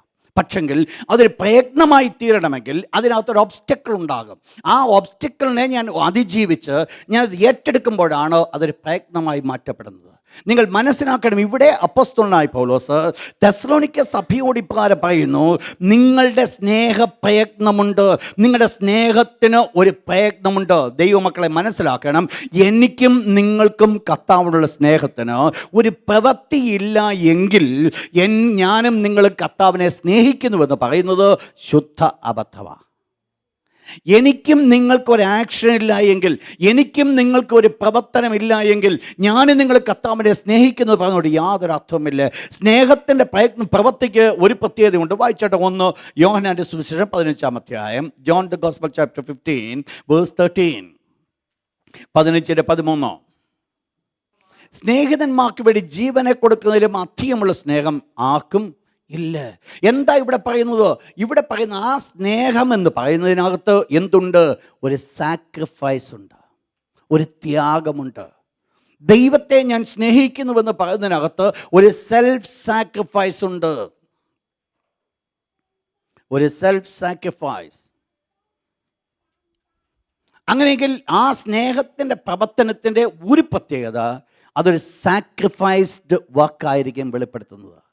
അത് സ്വയം ഉയർത്തുന്നതായിരിക്കത്തില്ല, പിന്നെയോ സ്വയത്തെ പരിപൂർണമായിട്ട് മൂടി വെച്ചുകൊണ്ട് ഒരു ത്യാഗപൂർണമായിരിക്കുന്ന ഒരു പ്രവർത്തനമായിരിക്കും വെളിപ്പെടുന്നത്. ദൈവം നമ്മിൽ കൂടെ എക്സ്പെക്റ്റ് ചെയ്യുന്ന സ്നേഹത്തിൻ്റെ പ്രവർത്തനം എന്ന് പറയുന്നത്, അഥവാ ഒരു പ്രവൃത്തി എന്ന് പറയുന്നത് സ്നേഹത്തിൽ നിന്ന് ഉത്ഭവിക്കുന്നതായിരിക്കുമ്പോൾ അതിനകത്ത് നമ്മുടേതായിരിക്കും ത്യാഗം ഉണ്ടാകേണ്ടത് ആവശ്യമാണ്. രണ്ടാമത്തെ പോയിന്റ് അവിടെ പറയുന്നു, മിനിസ്റ്ററിങ് ടു ദ സെയിൻസ്. ദൈവദാസന്മാരെ നിങ്ങൾ ശുശ്രൂഷിച്ചു, ഇന്ന് ശുശ്രൂഷിച്ചു കൊണ്ടിരിക്കുന്നു. ഞാൻ ആ പ്രത്യേകമായിരിക്കുന്ന ഭാഗത്തിൻ്റെ ഡീറ്റെയിൽ ആയിട്ട് ഞാൻ കടക്കുന്നില്ല. കാരണം അതിൻ്റെ 13-ാം അധ്യായത്തിലേക്ക് കടന്നു വരുമ്പോൾ നമ്മൾ ഈ വിഷയം വളരെ ഡീറ്റെയിൽ ആയിട്ട് നമ്മൾ ചിന്തിക്കുന്നതായിരിക്കും. എന്നാൽ ഒരു വേർഡ് പറഞ്ഞുകൊണ്ട് ഞാൻ ഇവിടെ അവസാനിപ്പിക്കട്ടെ. സ്വർഗ്ഗത്തിലെ ദൈവം ഇവരുടെ ഇമ്മച്യൂരിറ്റിയെ കണ്ടുകൊണ്ടിരിക്കുമ്പോൾ തന്നെ ഇവരിൽ കണ്ടതായിരിക്കും നല്ല ക്വാളിറ്റി ആയിരുന്നു ദൈവ മക്കളെ ശുശ്രൂഷിച്ചു എന്നുള്ളത്. നിങ്ങൾക്കറിയാം, കർത്താവായ യേശു ഈ ഒലിമലയിലേക്ക് കടന്നു വരുന്ന, ഒലിമലയിൽ കടന്നു വന്ന് ഒലിമലയിൽ സിംഹാസനം വെച്ചിട്ട് അവിടെ ജാതികളെ കൊണ്ട് യഹോശഫാത്ത് താഴ്വരയിൽ കൊണ്ടുവന്നിട്ട് ന്യായം വിധിക്കുന്ന ഒരു സമയമുണ്ട്. ആ സമയത്ത് യേശു അവരോട് ഇപ്രകാരം പറഞ്ഞു, എനിക്ക് വിശന്നു, നിങ്ങൾ എനിക്ക് തിന്മാൻ തന്നില്ല, എനിക്ക് ദാഹിച്ചു, നിങ്ങൾ എനിക്ക് കുടിപ്പാൻ തന്നില്ല, ഞാൻ നഗ്നനായിരുന്നു, നിങ്ങൾ എന്നെ ഉടുപ്പിച്ചില്ല. യേശു അവരെ ചോദിച്ചു, കർത്താവേ, നിന്നെ എപ്പോഴാണ് ഞങ്ങളിങ്ങനെ കണ്ടത്? ആ സമയത്ത് യേശു അവരോട് പറഞ്ഞൊരു കാര്യമാണ്, ഈ ചെറിയ ഒരു സഹോദരന്മാരിൽ ഒരുത്തന് ചെയ്തത് എനിക്കായി ചെയ്തു. നിങ്ങൾ മനസ്സിലാക്കണം, നമുക്ക് നന്നായിട്ടറിയാം, മാന്യന്മാരെ മാനിക്കുവാൻ നമുക്കറിയാം. പക്ഷേ നമുക്ക് പലപ്പോഴും അറിയാത്തൊരു കാര്യമാണ്, പാവപ്പെട്ടവരെ മാനിക്കുവാൻ നമുക്കറിയത്തില്ല. എന്താ അതിൻ്റെ കാരണം? എന്നാണെന്നറിയാൻ പറ്റും. ഒരു കാരണമുണ്ട്. കാരണമെന്ന് പറയുന്നത്, മറ്റത് നമുക്ക് ബഹുമാനം കിട്ടും, ഇത് പബ്ലിക്കലി ഒരു ബഹുമാനം കിട്ടത്തില്ല. എന്നാൽ ദൈവം എക്സ്പെക്റ്റ് ചെയ്യുന്ന ഒരു കാര്യമാണ്, ഈ ചെറിയവരിൽ ഒരുത്തനെ ചെയ്തത്. ഒരു ദൈവ പൈതലായിരിക്കുന്ന രക്ഷിക്കപ്പെട്ട ഒരു വ്യക്തിയെ ഞാൻ സൽക്കരിക്കുന്നുവെങ്കിൽ, രക്ഷിക്കപ്പെട്ട ഒരു വ്യക്തിയെ ഞാൻ കരുതുന്നുവെങ്കിൽ, അവന് ഞാൻ സപ്പോർട്ട് ചെയ്യുന്നുവെങ്കിൽ, ദൈവമക്കളെ മറന്നു കളയരുത്, ഞാൻ ചെയ്യുന്നത് ആ വ്യക്തിക്കായിട്ടല്ല, ഞാൻ ചെയ്യുന്നത് കർത്താവിനാണ്. സഭയെ ഉപദ്രവിച്ചുകൊണ്ട് നടന്നതായിരിക്കുന്ന പൗലോസ് അപ്പോസ്തലൻ, പൗലോസ് ശൗലായിരുന്ന സ്ഥാനത്ത്, സഭയെ ഉപദ്രവിച്ച് നടന്ന ശൗല് ഒരിക്കൽ കർത്താവ് ദമസ്കോസിലെ പടിവാതിൽക്ക് വെച്ച് കർത്താവ് ഇപ്രകാരം ചോദിച്ചു, ശൗലേ, ശൗലേ, നീ ആരെ ഉപദ്രവിച്ചത്? ദൈവമക്കളെ ഉപദ്രവിക്കുവാൻ ആഗ്രഹിച്ചുകൊണ്ട് നടന്ന ശൗലിനോടാണ് ദൈവം കർത്താവായ യേശു ചോദിച്ചത്, നീ എന്നെ ഉപദ്രവിക്കുന്നതെന്തോ? ദൈവമക്കളെ നമ്മൾ മറന്നു കളയരുത്. ദൈവമക്കൾ ചെറിയവരോ വലിയവരോ ആയിക്കൊള്ളട്ടെ, അവരെ മാനിക്കുന്നതോ യേശുവിനെ മാനിക്കുന്നതാ. വലിപ്പം ചെറുപ്പം എൻ്റെ ദൈവത്തിന് മുൻപിലില്ല. വലിയ ദൈവദാസനോ ചെറിയ ദൈവദാസനോ എന്നുള്ളത് സ്വർഗ്ഗത്തിലെ ദൈവം കാണുന്നുവെങ്കിൽ കണ്ടോട്ടെ. എന്നാൽ ഒരു കാര്യം ഞാൻ മനസ്സിലാക്കണം, ഞാനൊരു ദൈവ പൈതലിനെ മാനിക്കുവാൻ ഞാൻ ആഗ്രഹിക്കുന്നുവെങ്കിൽ ഞാൻ മാനിക്കുന്നത് ആ വ്യക്തിയല്ല, സ്വർഗ്ഗത്തിലെ യേശു ദൈവത്തെയാണ് മാനിക്കുന്നത്. നമ്മൾ മനസ്സിലാക്കണം. ഇത് ഡയറക്റ്റ്ലി ദൈവത്തിന് വേണ്ടി ട്രാൻസ്ഫർ ചെയ്യപ്പെടുക. എന്താ ഇവരുടെ പ്രത്യേകത? ഇത്രമാത്രം പ്രതികൂലങ്ങൾ അടങ്ങിയ സാഹചര്യത്തിലും എബ്രായ സഭ വിശ്വാസികൾ വിശുദ്ധന്മാരെ ശുശ്രൂഷിക്കുവാൻ അവർ മുൻതൂക്കം കാണിച്ചിരുന്നു. അവരുടെ മുൻപിൽ അവർക്കൊരു ആഗ്രഹമുണ്ടായിരുന്നു. ദൈവമക്കളെ ശുശ്രൂഷിക്കുവാനുള്ള ഒരു ആഗ്രഹം അവർക്കുണ്ടായിരുന്നു. അത് മാത്രമല്ല, ഒരിക്കൽ അവർ ചെയ്തു എന്നുള്ളതല്ല ഇവിടെ പറഞ്ഞു വരുന്നത്, അവരത് കണ്ടിന്യൂ ചെയ്യുകയായിരുന്നു ശുശ്രൂഷിക്കുന്നതിനാലും.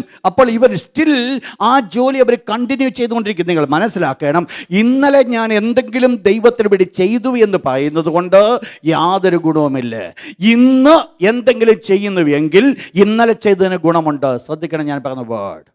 ദൈവത്തിന് വേണ്ടി ഇന്നലെ ഞാൻ എന്തെങ്കിലും ചെയ്തു എന്ന് പറയുന്നതിനകത്ത് യാതൊരു ബെനിഫിറ്റുമില്ല. എന്നാൽ ഇന്ന് ഞാൻ ചെയ്യുന്നുവെന്ന് പറയുന്നുവെങ്കിൽ ഇന്നലെ ഞാൻ ചെയ്തതിന് ബെനിഫിറ്റ് ഉണ്ട്. മനസ്സിലായോ?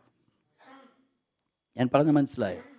ഇന്നലെ ഞാൻ ചെയ്തതിന് ബെനിഫിറ്റ് ഉണ്ടാകണമെങ്കിൽ ഇന്ന് ഞാൻ എന്ത് ചെയ്തുകൊണ്ടിരിക്കണം? ഇന്ന് അത് ചെയ്തുകൊണ്ടേയിരിക്കണം. നിങ്ങൾക്കറിയാം, എസ്കേൽ പ്രവാചകനിൽ കൂടെ ദൈവത്തിൻ്റെ ആത്മവിപ്രകാരം കൽപ്പിക്കുന്നുണ്ടായി, നീതിമാൻ ദുഷ്ടൻ തൻ്റെ ദുഷ്ടതയിൽ ജീവിക്കണമെന്നല്ല, അവൻ തൻ്റെ ദുഷ്ടത വിട്ടുതിരിഞ്ഞ് നീതി പ്രവർത്തിക്കണമെന്നത്ര എൻ്റെ ഇഷ്ടം. എന്നിട്ട് ദൈവം പറയുകയാണ്, നീതിമാൻ തൻ്റെ നീതി വിട്ടുമാറി ദുഷ്ടത പ്രവർത്തിക്കുന്നുവെങ്കിൽ അവൻ്റെ നീതി ഞാൻ കണക്കിടുകയില്ല. കഴിഞ്ഞ നാളുകളിൽ ഞാൻ ചെയ്തുവെന്ന് പറയുന്നതായിരിക്കുന്ന കാര്യങ്ങൾക്ക് ഒരു കണക്കും ഉണ്ടാകത്തില്ല ഇന്ന് ഞാൻ ചെയ്തുകൊണ്ടിരിക്കുന്നില്ല എങ്കിൽ. എബ്രായ സഭ വിശ്വാസികളുടെ ഒരു പ്രത്യേകമായിരിക്കുന്ന ക്വാളിറ്റി ആയിരുന്നു, അവർ ദൈവ മക്കളെ ശുശ്രൂഷിക്കുന്നതിനും അവർ ഇപ്പോഴും ശുശ്രൂഷിക്കുവാനുള്ളൊരു മനസ്സ് അവർക്കുണ്ടായിരുന്നു. ഈ രണ്ട് പ്രവർത്തനങ്ങൾ അവരിൽ കൂടെ കണ്ടപ്പോൾ സ്വർഗ്ഗത്തിലെ ദൈവം അവരെ നോക്കിക്കൊണ്ട് പറയുകയാണ്, ഞാൻ ഇത് മറന്നു കളയുന്നില്ല. നിങ്ങൾക്ക് ഇങ്ങനെയുള്ള കുഴപ്പങ്ങളൊക്കെ നിങ്ങളുടെ ജീവിതത്തിലുണ്ട്, ഇങ്ങനെയുള്ള കുറവുകളൊക്കെ നിങ്ങളുടെ ജീവിതത്തിലുണ്ട്, എന്നാൽ ഞാൻ നിങ്ങളെ മറന്നു കളയുന്നില്ല, ഞാൻ മറക്കുവാൻ പോകുന്നില്ല. ഞാൻ അപ്പാരമുള്ളവനല്ല, അനീതിയുള്ളവനല്ല. ഞാൻ നിങ്ങളെ ഓർക്കുന്നു, ഞാൻ നിങ്ങളെ മാനിക്കുവാൻ ആഗ്രഹിക്കുന്നു. എന്നാൽ ഒരു കാര്യം ആവശ്യമാണ്, ഇന്ന് ഇത് മാത്രം ചെയ്തുകൊണ്ടിരിക്കുന്നുവെന്ന് പറഞ്ഞുകൊണ്ട് പോകാനല്ല സ്വർഗ്ഗത്തിലെ ദൈവം ആഗ്രഹിക്കുന്നത്. ഈ സ്പിരിച്വൽ മച്യൂരിറ്റിയിലേക്ക് വരണമെന്നുള്ളതും ദൈവത്തിൻ്റെ ആഗ്രഹം. എന്നാൽ എന്താ ഇതിൻ്റെ കാരണമായിരിക്കുന്നത്? ഇതിൻ്റെ കാരണം സ്പിരിച്വൽ ഇമ്മച്യൂരിറ്റിയുടെ കാരണം നമ്മളിവിടെ കണ്ടത് സ്ലോത്ത്ഫുൾനെസ്, മന്ദത. വേറെ രീതിയിൽ പറഞ്ഞു കഴിഞ്ഞാൽ നമ്മൾ എന്ത് കൊടുക്കുന്നില്ല, അതിന് പ്രോപ്പർ വാല്യൂ നമ്മൾ കൊടുക്കുന്നില്ല. സ്പിരിച്വൽ മച്യൂരിറ്റിയുടെ കടന്നു വരുവാനുള്ള സാഹചര്യം എൻ്റെ മുൻപിലുണ്ടെങ്കിലും ആ സ്പിരിച്വൽ മച്യൂരിറ്റിയിലേക്ക് കടന്നു വരുവാനുള്ള സാഹചര്യത്തെ ഞാൻ എന്ത് ചെയ്യുന്നില്ല, ഞാൻ അതിനനുസരണമാണ് ഞാൻ പ്രവർത്തിക്കില്ല. ജസ്റ്റ് ഞാൻ എന്ത് ചെയ്യുന്നു? ഒരു ഉദാസീനതയോടുകൂടെ, ഒരു സ്ലോത്ത്ഫുൾനെസ്സിലാണോ ഞാനൊരു പ്രവർത്തനം നടത്തുന്നത്? ദൈവമക്കളെ മനസ്സിലാക്കണം, ദൈവം നമ്മിൽ കൂടെ ഒട്ടും ആഗ്രഹിക്കാത്ത ഒരു കാര്യമാണ് ഈ സ്ലോത്ത്ഫുൾനെസ്. എന്ത് വീഴ്ചയാണത് കൊണ്ടുവരുന്നത്? ഒന്ന് രണ്ട് വാക്യങ്ങൾ വായിക്കുമ്പോൾ നിങ്ങൾക്കത് പെട്ടെന്ന് നിങ്ങൾക്ക് ആ ഭാഗം മനസ്സിലാക്കുവാൻ സാധിക്കും. വായിച്ചോട്ടെ. Proverbs chapter 24 verse number 30 and 31. നിങ്ങൾ മനസ്സിലാക്കണം, അവിടെ ശലോമോൻ രാജാവ് ഇപ്പോൾ എഴുതുമ്പോൾ പറയുകയാണ്, ഞാൻ മടിയൻ്റെ കണ്ടത്തിനരികെ ബുദ്ധിഹീനൻ്റെ മുന്തിരിത്തോട്ടത്തിനരികെ കൂടെ ഞാനൊന്ന് പോയി. എന്നിട്ട് അവിടെ എന്ത് സംഭവിച്ചു? മുള്ളു പടർന്നു പിടിച്ചിരിക്കുന്നതും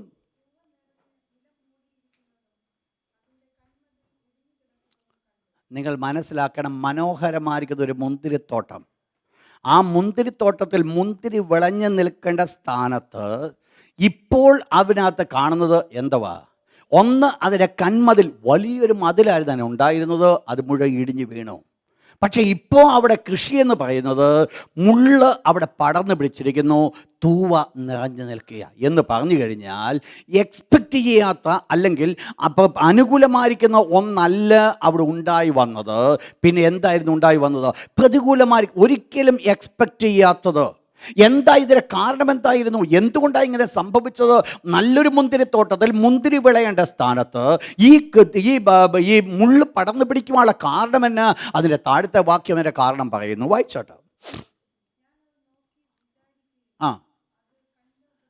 മനസ്സിലായോ? നമ്മുടെ ചുറ്റുപാട് നടക്കുന്ന ഏത് വിഷയങ്ങളെയും ഒന്ന് കണ്ണു തുറന്ന് നോക്കി ഒരു ഉപദേശം പഠിക്കാനുള്ളതൊക്കെ അതിനകത്തുണ്ടെന്നാ ദൈവത്തിൻ്റെ വചനം പഠിപ്പിക്കുന്നത്. വഴിയെ പോയൊരു കണ്ടത്തെയാ കണ്ടത്. വഴിയെ പോയൊരു കണ്ടത്തെ നോക്കൊണ്ട് കണ്ടത്തിൻ്റെ സിറ്റുവേഷൻ ഇത് കണ്ടപ്പോൾ ദൈവത്തിൻ്റെ ദാസൻ ചിലത് പഠിച്ചെന്ന്. ഞാൻ പറഞ്ഞ് മനസ്സിലായില്ല എന്ന് പറഞ്ഞാൽ ചുറ്റുപാടുകൾ നോക്കിയാൽ എനിക്ക് നിങ്ങൾക്ക് പഠിക്കാൻ പലതും ഉണ്ടെന്ന്, ബുദ്ധി പഠിക്കാൻ പലതും ഉണ്ടെന്ന്. എന്താ ഇവിടുത്തെ വിഷയം? എന്താ ഇവിടെ കണ്ടത്?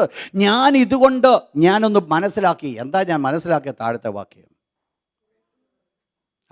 വായിച്ചു. ആ ആ ആ ഇതാണ് പ്രശ്നം. എന്താ ഇവിടുത്തെ പ്രശ്നം? എന്ന് മനോഹരമായിരിക്കുന്നത് ഒരു മുന്തിരിത്തോട്ടമായി നിൽക്കേണ്ടത്, മനോഹരമായിരിക്കുന്നത് മുന്തിരി വളഞ്ഞു നിൽക്കേണ്ട ഒരു മുന്തിരിത്തോട്ടമാണോ ഇപ്പോൾ മുള്ളു പടർന്നു പിടിച്ചിരിക്കുന്നത്? എന്താ സഹോദര അതിൻ്റെ കാരണം? എന്തുകൊണ്ടാണ് ഇതിങ്ങനെ സംഭവിച്ചത്? ഇത് സംഭവിക്കാൻ ഒറ്റ കാരണമേ ഉള്ളൂ. നിന്റെ സ്ലോത്ത്ഫുൾനെസ്, നിന്റെ മടി, നിന്റെ ലേസിനെസ് എന്തായിത്തീർന്നു? ഒരു പക്ഷെങ്കിൽ കഴിഞ്ഞ നാളുകൾ മനോഹരമായിരിക്കും, മുന്തിരിയുടെ ഫലം തന്നതായിരിക്കാം. എന്നാൽ നിനക്ക് ഇന്ന് സാധ്യമായില്ല അവിടെ പോയിട്ട് അതിൻ്റെ മണ്ണൊന്ന് വെട്ടിയെടുത്ത് മാറ്റി നല്ല ആ മുള്ളും പറക്കാരെയൊക്കെ ഒന്ന് പറിച്ചു കളഞ്ഞ് ആ മുന്തിരി ഒന്ന് വളരുവാനുള്ള അനുകൂലമായ സാഹചര്യം വെച്ചു കൊടുത്തിരുന്നുവെങ്കിൽ അത് വളരുമായിരുന്നു. അത് സാഹചര്യം വെച്ചു കൊടുക്കാഞ്ഞത് കൊണ്ട് മുള്ളും പറക്കാരെയും മുളച്ചു. ഞാൻ ആത്മീയമായിട്ട് നിങ്ങളെ കൊണ്ടുപോകാൻ ആഗ്രഹിക്കുകയാണ്. നിങ്ങളുടെ വ്യക്തിപരമായ ജീവിതത്തിലേക്ക് നോക്കിക്കഴിഞ്ഞാൽ ചില പ്രത്യയമായിരിക്കുന്ന മേഖലകൾ മുള്ളും പറക്കാരെയും പിടിച്ച് കിടപ്പുണ്ട്. അതിൻ്റെ പ്രധാനപ്പെട്ട കാരണം ഞാനും നിങ്ങളും സ്ലോത്ത്ഫുൾ ആയതാ ആ മേഖലയിൽ. മനസ്സിലായോ ഞാൻ പറഞ്ഞു വന്ന മനസ്സിലായോ? ജീവിതത്തിൻ്റെ ചില പ്രത്യയമായിരിക്കുന്ന മേഖലകൾ മുള്ളും പറക്കാരെയും പിടിച്ചു കിടക്കുമ്പോൾ ഒരു പ്രധാനപ്പെട്ട കാരണം ചെയ്യേണ്ടത് ചെയ്യാതിരുന്നുവെന്നുള്ളതാ. ചെയ്യേണ്ടത് ചെയ്യാതിരിക്കുന്നത് കൊണ്ടാണ് ഭാവിയിൽ അത് വലിയ ദോഷമായി വരുന്നത്. നമ്മുടെ നാട്ടിൽ മനോഹരമായ ചൊല്ലുണ്ട്, സൂചി കൊണ്ട് എടുക്കേണ്ടത് തൂമ്പ കൊണ്ട് എടുക്കേണ്ടി വരുമെന്ന്. ആ തുടക്കത്തിൽ സൂചി കൊണ്ടങ്ങ് എടുക്കാൻ പറ്റുമായിരുന്നു. എന്നാൽ അന്ന് പ്രവർത്തിക്കാതിരുന്നുകൊണ്ട് ഇന്ന് തൂമ്പ വെച്ചാൽ അത് എടുക്കേണ്ടതാണ്. ജീവിതത്തിലെ പല മേഖലകൾ നിങ്ങൾ ചിന്തിച്ചു നോക്കുക. ഒരു പക്ഷെങ്കിൽ ജീവിതത്തിലെ ചില പ്രത്യയമായിരിക്കുന്ന മേഖലകൾ തൂവ പിടിച്ച് കിടക്കുവാനുള്ള കാരണം എൻ്റെതായിരിക്കുന്നു. ഒന്നുകിൽ എൻ്റെ നെഗ്ലിയൻസ്, അല്ലെങ്കിൽ എൻ്റെ സ്ലോത്ത്ഫുൾനെസ്. എൻ്റെ സ്പിരിച്വൽ ഇമ്മച്യൂരിറ്റിയുടെ കാരണമെന്ന് പറയുന്നത് സ്പിരിച്വൽ മച്യൂരിറ്റി പ്രാപിക്കാനുള്ള അനുകൂല സാഹചര്യം ഇല്ലാഞ്ഞിട്ടല്ല, ആത്മീയ വളർച്ചയ്ക്കുള്ളതായിരിക്കുന്ന അവസരങ്ങൾ ഇല്ലാഞ്ഞിട്ടല്ല, ആത്മീയ കൃപാവരങ്ങൾ പ്രാപിക്കുവാനുള്ള അവസരമില്ലാഞ്ഞിട്ടല്ല, പിന്നെയോ എൻ്റെ സ്ലോത്ത്ഫുൾനെസ്. മനസ്സിലാകും, ചിന്തിക്കുക. ഞാൻ ഈ ലെവലിൽ കിടക്കുവാനുള്ള ഒരൊറ്റ കാരണമേ ഉള്ളൂ. നിങ്ങൾ 100 കൂട്ടം ആൾക്കാരെ കുറ്റം പറയുവാൻ സാധിക്കും. എന്നാൽ ഇന്ന് രാത്രി ഞാൻ ഓർപ്പിക്കട്ടെ, അതിൻ്റെ മെയിൻ കോസ് അത് നിങ്ങൾ തന്നെ. എൻ്റെ ജീവിതത്തിൽ ദൈവം എക്സ്പെക്ട് ചെയ്യുന്നതിന് അനുസരണമായിരിക്കുന്ന ഫലം എന്നിൽ കൂടെ വെളിപ്പെടുന്നില്ല എങ്കിൽ അതിൻ്റെ കാരണക്കാർ മറ്റാരുമല്ല, ഞാൻ തന്നെയാണ്. എന്താ എൻ്റെ കാരണം? എൻ്റെ അലസത, എൻ്റെ മടി. പ്രിയപ്പെട്ട ദൈവത്തിൻ്റെ മക്കളെ, നിങ്ങൾ ഓർമ്മ വേണേ, പലപ്പോഴും നിങ്ങൾ ദൈവമക്കൾ നിങ്ങൾ ശ്രദ്ധിച്ചോണേ. ഞാനിത് ഒരു വലിയ മിസ്റ്ററി ഞാൻ നിങ്ങളോട് പറയാം. ഏത് വിഷയത്തിൽ ദൈവമക്കൾ നെഗ്ലിയൻസ് ആകുന്നുവോ അത് നിങ്ങളുടെ മുൻപിൽ ഒരു വലിയ പ്രശ്നമായി തീരും. ശ്രദ്ധിക്കുക ഈ വേർഡ്. ഏത് കാര്യം നിങ്ങൾ നെഗ്ലക്റ്റ് ചെയ്യുന്നു അത് കുഴപ്പമില്ല, അത് സാരമില്ലെന്ന് എണ്ണുന്നുവോ, ഇന്നല്ലെങ്കിൽ നാളെ അത് നിൻ്റെ മുമ്പിൽ ഒരു വലിയ പ്രശ്നമായി തീരും. അത് പ്രശ്നമാകാതിരിക്കണമെങ്കിൽ ഇന്ന് അതിനെ നീ നെഗ്ലക്റ്റ് ചെയ്യരുത്. ആ വിഷയത്തിന് വേണ്ടി ഏറ്റെടുത്ത് പ്രാർത്ഥിക്കുവാൻ സാധിക്കുമെങ്കിൽ, അതിനനുസരണമായിരിക്കുന്ന സാഹചര്യം ഒഴിവാക്കുവാൻ സാധിക്കുമെങ്കിൽ, എനിക്കും നിങ്ങൾക്കും ഈ മുള്ള് പടർന്നു പിടിച്ച് കിടക്കുന്നിടത്ത് മനോഹരമായിരിക്കുന്ന മുന്തിരി ഇഷ്ടം പോലെ ഫലം കൊണ്ടുവരുവാൻ സാധിക്കും. നിങ്ങൾ ശ്രദ്ധിച്ചാണ് ഞാൻ പറയുന്ന പോലെ പോയിന്റ്. ഞാനും നിങ്ങളും, എനിക്കും നിങ്ങൾക്ക് മുള്ളായിത്തീർന്ന സ്ഥലം. എൻ്റെ ആ മടി ഒന്ന് മാറ്റി, ആ സ്ലോത്ത്ഫുൾനെസ്സിനെ ഒന്ന് മാറ്റി, എൻ്റെ മന്ദതയൊന്ന് മാറ്റി ഒന്ന് പ്രവർത്തിക്കുവാൻ സാധിക്കുമെങ്കിൽ, ഇന്ന് അത് മുള്ളും പറക്കാരെയും ആകുന്നുവെങ്കിൽ നാളെ അത് മനോഹരമായിരിക്കുന്ന മുന്തിരി കൊയ്യുന്ന ഒരു സ്ഥലമാക്കി മാറ്റുവാൻ സാധിക്കും. എന്ന് പറഞ്ഞാൽ ഇന്ന് നിങ്ങൾക്ക് ശാപഗ്രസ്തമായിരിക്കുന്നത് നാളെ നമുക്ക് അനുഗ്രഹമാകും. എങ്ങനെയാണ് അത് അനുഗ്രഹമാകുന്നത്? പ്രശ്നമെന്ന് പറയുന്നത് നമ്മുടെ മന്ദീഭവിച്ച അവസ്ഥ. 1-2 വാക്യം കൂടെ വായിച്ചിട്ട് പെട്ടെന്ന് Proverbs chapter 18 verse number 9. Proverbs 18:9. വേലയിൽ മനസ്സിലായോ? ഇത് ആത്മീയമായിട്ട് നിങ്ങൾ വിവേചിച്ചോണം. ആത്മീയമായിട്ട് വേലയിൽ മടിയനാണെങ്കിൽ ബാക്കി നിങ്ങളങ്ങ് പറഞ്ഞോണം. എന്തോ സംഭവിക്കും?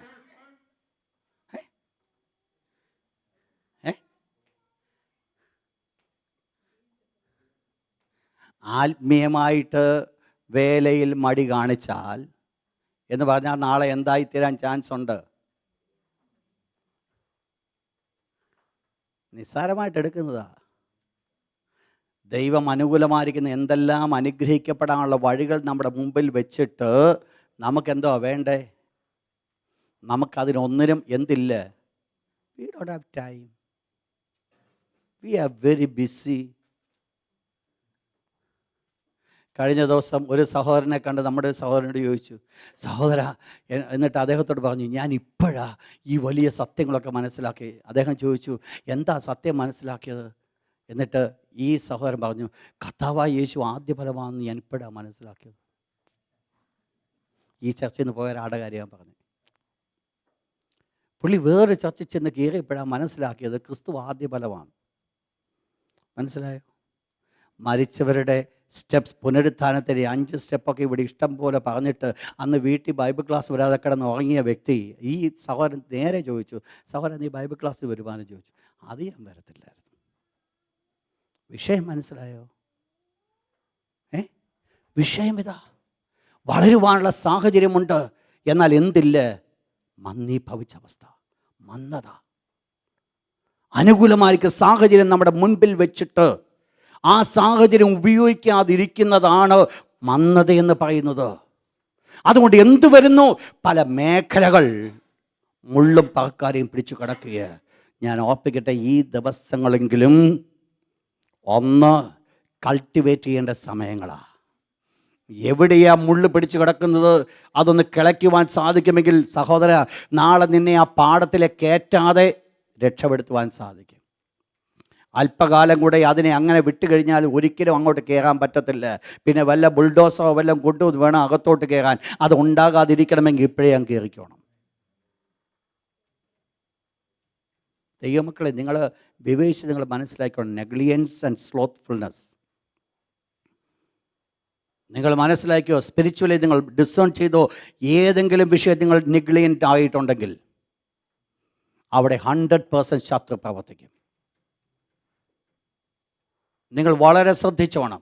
ഏതെങ്കിലും ഒരു വിഷയത്തിൽ, എവിടെയെങ്കിലും ഒരു ഏരിയ, ഇപ്പം നല്ല ഒരു കുഴപ്പമില്ല. ഞാൻ ഓർക്കുന്നുണ്ട്, ഞാൻ ചിന്തിച്ചു, ആത്മീയമായിട്ട് വളരെയധികമായി ശക്തമായിട്ട് സഭയുടെ ഒരു നല്ലൊരു കാലം, എല്ലാം വളരെ യോജിപ്പായിട്ട് നിൽക്കുന്നു, എല്ലാം വളരെ മനോഹരമായി നിന്ന് എല്ലാവരും ഐക്യമത്യത്തോടെ പ്രവർത്തിക്കുന്നു. ഞാൻ ചിന്തിച്ചു, there is no problem at all. തിരിച്ച് വന്നപ്പോഴാണ് അത് 5 ഗ്രൂപ്പായത്. എന്താ കാരണം എന്നാണെന്നറിയാം? നെഗ്ലിയൻസ്. കാരണം ചിന്തിച്ചില്ല. പ്രസൻറ്റ് ആ സാഹചര്യത്തിൽ കൂടെയാണോ ഞാനത് വീക്ഷണം ചെയ്തത്? അതുകൊണ്ട് എന്ത് ചെയ്തു? അതിനെ ഒന്ന് കവറപ്പ് ചെയ്യുവാൻ സാധിച്ചില്ല. ശ്രദ്ധിച്ചോണേ നിങ്ങൾ, നെഗ്ലിയൻസ് നമ്മളെ കൊണ്ട് നടക്കും. നിങ്ങൾ മനസ്സിലാക്കേണ്ടത്, ദൈവത്തിനെക്കുറിച്ച് ദൈവം ആഗ്രഹിക്കുന്ന ഒരു വേർഡുണ്ട്, Proverbs chapter 12 verse 27. ഈ വാക്യം നിങ്ങൾ ഒരിക്കലും മറന്നു കളയരുത്. നിങ്ങൾ അണ്ടർലൈൻ ചെയ്യണം. നിങ്ങൾ പ്രാർത്ഥിക്കുമ്പോൾ പ്രാർത്ഥിക്കണം. നിങ്ങളത് എക്സ്പെക്റ്റ് ചെയ്യണം ആ അവസ്ഥയിലേക്ക് നിങ്ങൾ ഉയർന്നു വരാൻ. യെസ്, വായിച്ചാട്ടെ.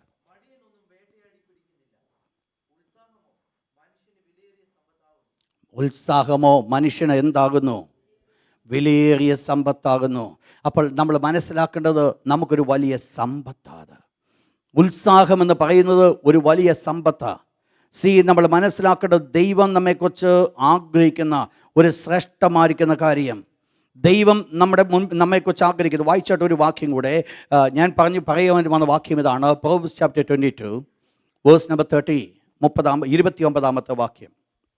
അണ്ടർലൈൻ ചെയ്യണം ആ വേഴ്സ്. എല്ലാ ദിവസവും നിങ്ങൾ പ്രാർത്ഥിക്കണം. 100% ഇന്നല്ലെങ്കിൽ നാളെ ദൈവം നമ്മളെ അവിടെ കൊണ്ട് നിർത്തും.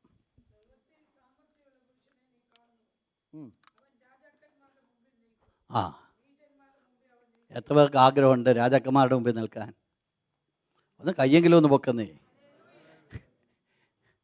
ആരെയാ ദൈവം പറഞ്ഞേ? ആപ്പയുപ്പയൊന്നും അല്ല ദൈവം കൊണ്ട് നിർത്താൻ പോകുന്നേ. ദൈവത്തിൻ്റെ വിശുദ്ധ വചനം പറയുന്നു, പ്രവൃത്തിയിൽ സാമർഥ്യമുള്ള പുരുഷനെ നീ കാണുന്നുവോ, അവൻ രാജാക്കന്മാരുടെ മുമ്പിൽ നിൽക്കും. ആരുടെ മുമ്പിൽ നിൽക്കത്തില്ല? ഞാൻ വിശ്വസിക്കൊണ്ട് ഇന്നല്ലെങ്കിൽ നാളെ ദൈവം നമ്മളെ അവിടെ കൊണ്ട് നിർത്തുക. കാരണം ദൈവത്തിൻ്റെ വചനം കള്ളം പറയത്തില്ല സഹോദര. ദൈവത്തിന് ആഗ്രഹമുണ്ട് നമ്മളെ ഉയർത്തുവാൻ. ദൈവത്തിന് ആഗ്രഹമുണ്ട് നമ്മെ നിർത്തുവാൻ. ഒരു യോസഫ് നിങ്ങൾ മനസ്സിലാക്കണം, ഒരു കാരാഗ്രഹത്തിൽ കിടക്കുന്നവനായിരുന്നുവെങ്കിലും അവൻ പ്രവൃത്തിയിൽ സാമർഥ്യമുള്ളവനായിരുന്നത് കൊണ്ട്, തൻ്റെ അഡ്വേഴ്സ് സർക്കംസ്റ്റാൻസസിലും ഫലം കായ്ക്കുന്നവനായിരുന്നു കൊണ്ട് ഫറവോൻ്റെ കൊട്ടാരത്തിൽ ഫറവോൻ്റെ കീഴിൽ ജീവിക്കുവാൻ ദൈവം കൃപ കൊടുത്തു. പ്രവൃത്തിയിൽ സാമർഥ്യമുള്ള പുരുഷനെ നീ കാണുന്നുവോ, അവൻ രാജാക്കന്മാരുടെ മുമ്പിൽ നിൽക്കും.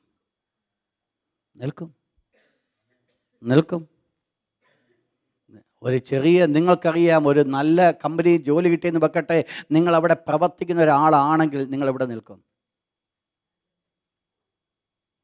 വളരെ പെട്ടെന്ന് ഇമ്മീഡിയറ്റ്ലി ആരുടെ മുമ്പിൽ ചെന്ന് നിൽക്കേണ്ടി വരും? പ്രൊമോഷൻ വേണ്ടി ബോസിന് മുമ്പിൽ നിൽക്കേണ്ടി വരും. ഇല്ലെങ്കിലോ ഇപ്പം നല്ല സമയമാണ് ആ ലെറ്റർ കിട്ടാൻ. എന്താ കാര്യം? എന്താ? പ്രവൃത്തിയിൽ സാമർഥ്യമുള്ള പുരുഷൻ. ഇത് സ്ക്രിപ്ച്വറലി നമ്മൾ മനസ്സിലാക്കിയാലും ഫിസിക്കൽ വേൾഡ് നമ്മൾ മനസ്സിലാക്കി ഇതൊരു യാഥാർത്ഥ്യമാണ്. ദൈവമക്കളെ, നിങ്ങൾ മറന്നു കളയരുത്. എനിക്കും നിങ്ങൾക്ക് ഉണ്ടാകേണ്ടത് സ്ലോത്ത്ഫുൾനെസ് അല്ല, എനിക്കും നിങ്ങൾക്ക് ഉണ്ടാകേണ്ടത് ഒരു ഉന്മേഷമാണ്. അതാണ് കാലേബ് പറഞ്ഞത്, ആ മല എനിക്ക് തരാൻ. യാതൊരു മടിയുമില്ലായിരുന്നു. ദൈവമക്കളെ, നമുക്ക് വേണ്ടതെന്ത്? നമ്മുടെ ഇപ്പോഴത്തെ കംഫോർട്ട് സോൺ വിട്ടേച്ച് ഒന്ന് മൂവ് ചെയ്യാൻ പോലും നമുക്ക് ആഗ്രഹമില്ല. കാരണം എന്നാ? ഇതൊക്കെ ഒരു ബുദ്ധിമുട്ടിൻ്റെ പണിയാണ് അല്ലേ? എന്നിട്ട് എന്തുവാ പാടുന്നത്? എന്തുവാണെന്നറിയാം? സർവവും യേശുനാഥനായി.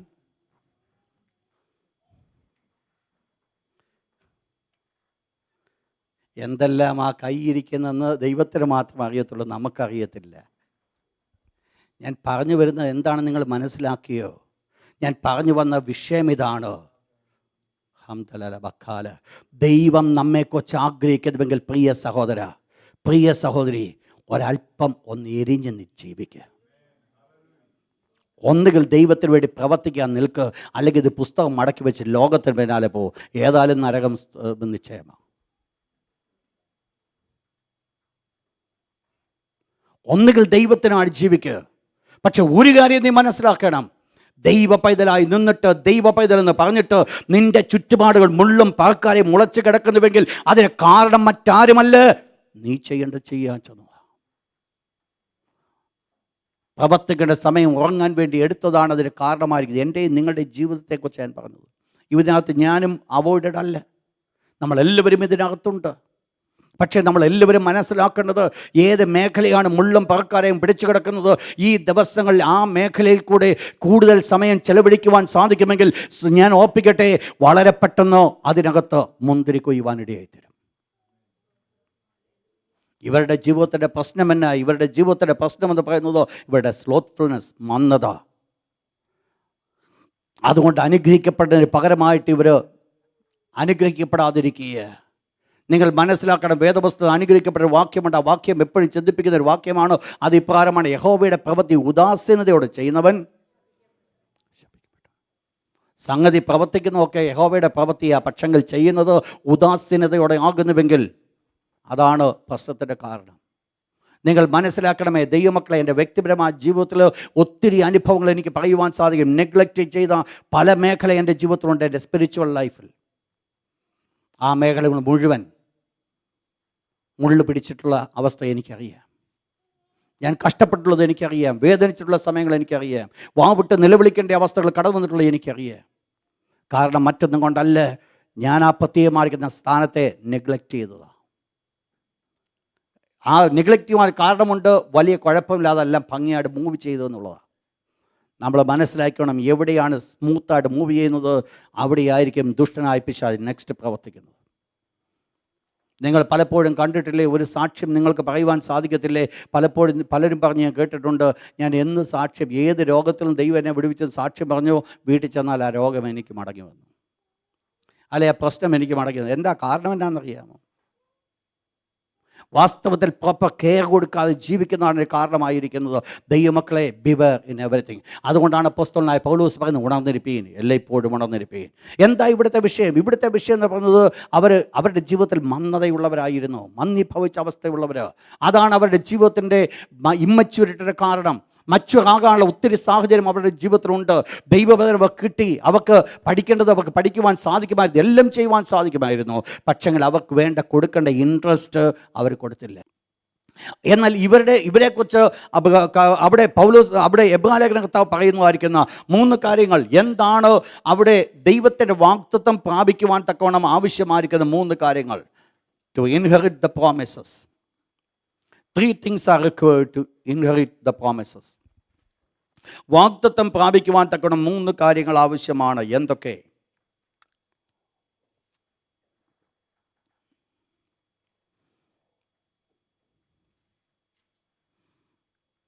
അതിൽ ഒന്നാമത്തത് വേഴ്സ് 11, 11-ാമത്തെ വാക്യം, 6-ാമത്തെ 11-ാമത്തെ വാക്യം.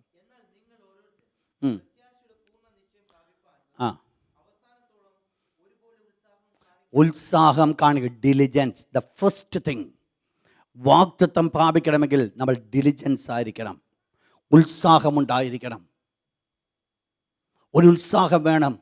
എൻ്റെ ജീവിതത്തിൽ കൂടെ അത് നിറവേറ്റപ്പെടണം, എൻ്റെ ജീവിതത്തിൽ കൂടെ അത് കാണണം. നിങ്ങൾ മനസ്സിലാക്കണം, ഒരു വാഗ്ദത്തത്തിന് എൻ്റെ ഉള്ളിൽ അതിന് വിലയില്ലെങ്കിൽ, എനിക്കതിന് ഉത്സാഹമില്ലെങ്കിൽ ആ വാഗ്ദത്തം എന്നിൽ കൂടെ നിവർത്തിക്കപ്പെടത്തില്ല. പലപ്പോഴും നമുക്ക് വാഗ്ദത്തം കിട്ടാഞ്ഞിട്ടല്ല, ആഴ്ചയിൽ ഒരിക്കലോ വർഷത്തിൽ ഒരിക്കലോ പോലും ആ വാഗ്ദത്തം വെച്ചൊന്ന് പ്രാർത്ഥിക്കുന്നത് പോലുമില്ല. അത് അനുഗ്രഹിക്കപ്പെടാതിരിക്കുന്നത്. ദൈവം പ്രവർത്തിക്കാത്തതിന് കുഴപ്പമല്ല, ദൈവം തരാത്തതിന് കുഴപ്പമല്ല. പക്ഷേ നമുക്കതിനൊരു ഉത്സാഹമില്ല. ഇങ്ങനൊരു സംഭവം നടക്കണമെന്നൊരു ഉത്സാഹമില്ല. ഇങ്ങനെ ചിലത് വെട്ടിപ്പിടിക്കണമെന്നൊരാഗ്രഹമില്ല. ഭൗതിക ജീവിതത്തിൽ പലതും വെട്ടിപ്പിടിക്കാൻ നമുക്കറിയാമെങ്കിലും ആത്മീയ ജീവിതത്തിൽ വെട്ടിപ്പിടിക്കുവാൻ നമുക്കറിയത്തില്ല. ആത്മീയ ജീവിതത്തിൽ നമ്മുടെ ചിന്ത പോരുന്നു കഴിഞ്ഞ് പോരട്ടെ എന്നുള്ളതാണ്. കഷ്ടപ്പെടുവാൻ നമുക്ക് മനസ്സില്ല. ഞാൻ ഓർപ്പിക്കട്ടെ, ദൈവത്തിന് വേണ്ടി ആരെങ്കിലും നിന്നിട്ടുണ്ടെങ്കിൽ, ദൈവത്തിന് വേണ്ടി ആരെങ്കിലും പ്രവർത്തിക്കുന്നുണ്ടെങ്കിൽ, ദൈവത്തിന് വേണ്ടി ശക്തമായിട്ട് ഉപയോഗിക്കപ്പെടുന്നെങ്കിൽ അതിലെ പ്രധാനപ്പെട്ട കാരണം വെട്ടിപ്പിടിക്കുവാൻ ഒരു മനസ്സവർക്കുണ്ടായിരുന്നു. ഇന്ന് രാത്രി ഒരു വലിയ ചലഞ്ച് ഞാൻ നിങ്ങളുടെ മുമ്പിൽ തരുവാൻ ആഗ്രഹിക്കുകയാണ്.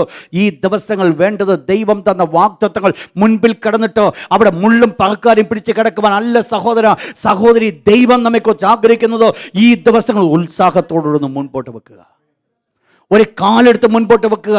എൻ്റെ വാഗ്ദത്തം ഞാൻ നിറവേറ്റപ്പെടുവാൻ പോകുക, എൻ്റെ വാഗ്ദത്തം ഞാൻ പ്രാപിക്കുവാൻ പോകുക. പ്രിയ സഹോദര, ഒന്ന് കാലെടുത്ത് വെക്കുമെങ്കിൽ അവിടെയാണ് ദൈവത്തിൻ്റെ അത്ഭുതത്തിൻ്റെ കരങ്ങൾ എന്നിലും നിങ്ങൾക്കൂടെ വെളിപ്പെടുവാൻ സാധിക്കുന്നത്. അപ്പോസ്തലനായ പൗലോസ് എബ്രായർക്ക് എഴുതുമ്പോൾ ഇപ്രകാരം പറയുന്നു, നിങ്ങൾ എന്താകരുത്, നിങ്ങൾ ഉത്സാഹമുള്ളവരായിരിക്കണം, മന്ദതയുള്ളവരാകരുത്. മന്ദതയുള്ളവരാകാതിരിക്കണമേ ഒറ്റ കാര്യം ചെയ്താൽ മതി, ഉത്സാഹമുള്ളവരായിരുന്നാൽ മതി. പിശാചേ, എൻ്റെ സ്ലോത്ത്ഫുൾനെസ് മാറിപ്പോട്ടെ എന്ന് പറയേണ്ട കാര്യമൊന്നുമില്ല സഹോദര. നീ ഉത്സാഹമുള്ളവനാണെങ്കിൽ മന്ദത എവിടെ കാണത്തില്ല. നമ്മൾ പലപ്പോഴും വളരെ താല്പര്യമുള്ളവരാ പിശാചിനെ ഓടിക്കാൻ. എന്നാൽ ദൈവത്തിന് വേണ്ടി ഒരു സ്റ്റെപ്പ് ആദ്യം മുൻപോട്ട് എടുത്ത് വെക്കുവാൻ നമുക്ക് മനസ്സില്ല. അതുകൊണ്ട് എന്ത് ചെയ്യുകയെന്നറിയാം, നിങ്ങൾ മനസ്സിലാക്കണം, ഒരു സ്പിരിച്വൽ റിലത്തിലേക്ക് നമ്മൾ കടന്നു വരുമ്പോൾ നിങ്ങൾ മനസ്സിലാക്കേണ്ടത്, ആ സ്പിരിച്വൽ റിലത്തിൽ ഞാൻ ആത്മീയനാകാത്തിടത്തോളം കാലം എനിക്ക് ഈ ശത്രുവിനെ ജയിപ്പാൻ സാധ്യമല്ല. നിങ്ങൾക്കറിയാം, ജഡമുണ്ട്, ആത്മാവുണ്ട്. എന്നാൽ ഞാൻ ഒരു ആത്മീയനായി തീർന്നു കഴിഞ്ഞാൽ, ഈ ജഡത്തിന്മേൽ ഞാൻ ജയമെടുത്തു. എന്നാൽ രക്ഷിക്കപ്പെട്ടിട്ടും ജഡികനായി ജീവിക്കുന്നുവെങ്കിൽ എനിക്ക് ഇതിന്മേൽ ജയമില്ല. ക്രിസ്തീയ ജീവിതം ഒരു ജയജീവിതം തരികയില്ല. ഇന്ന് ക്രിസ്തീയ വിശ്വാസികളുടെ ഏറ്റവും വലിയ പ്രശ്നം എന്ന് പറയുന്നത് രക്ഷിക്കപ്പെടാത്തതുകൊണ്ടല്ല, അവർ ജഡികന്മാരായി ജീവിക്കുന്നതുകൊണ്ടാണ്. അതുകൊണ്ടുള്ള കുഴപ്പം എന്താണെന്നറിയാമോ?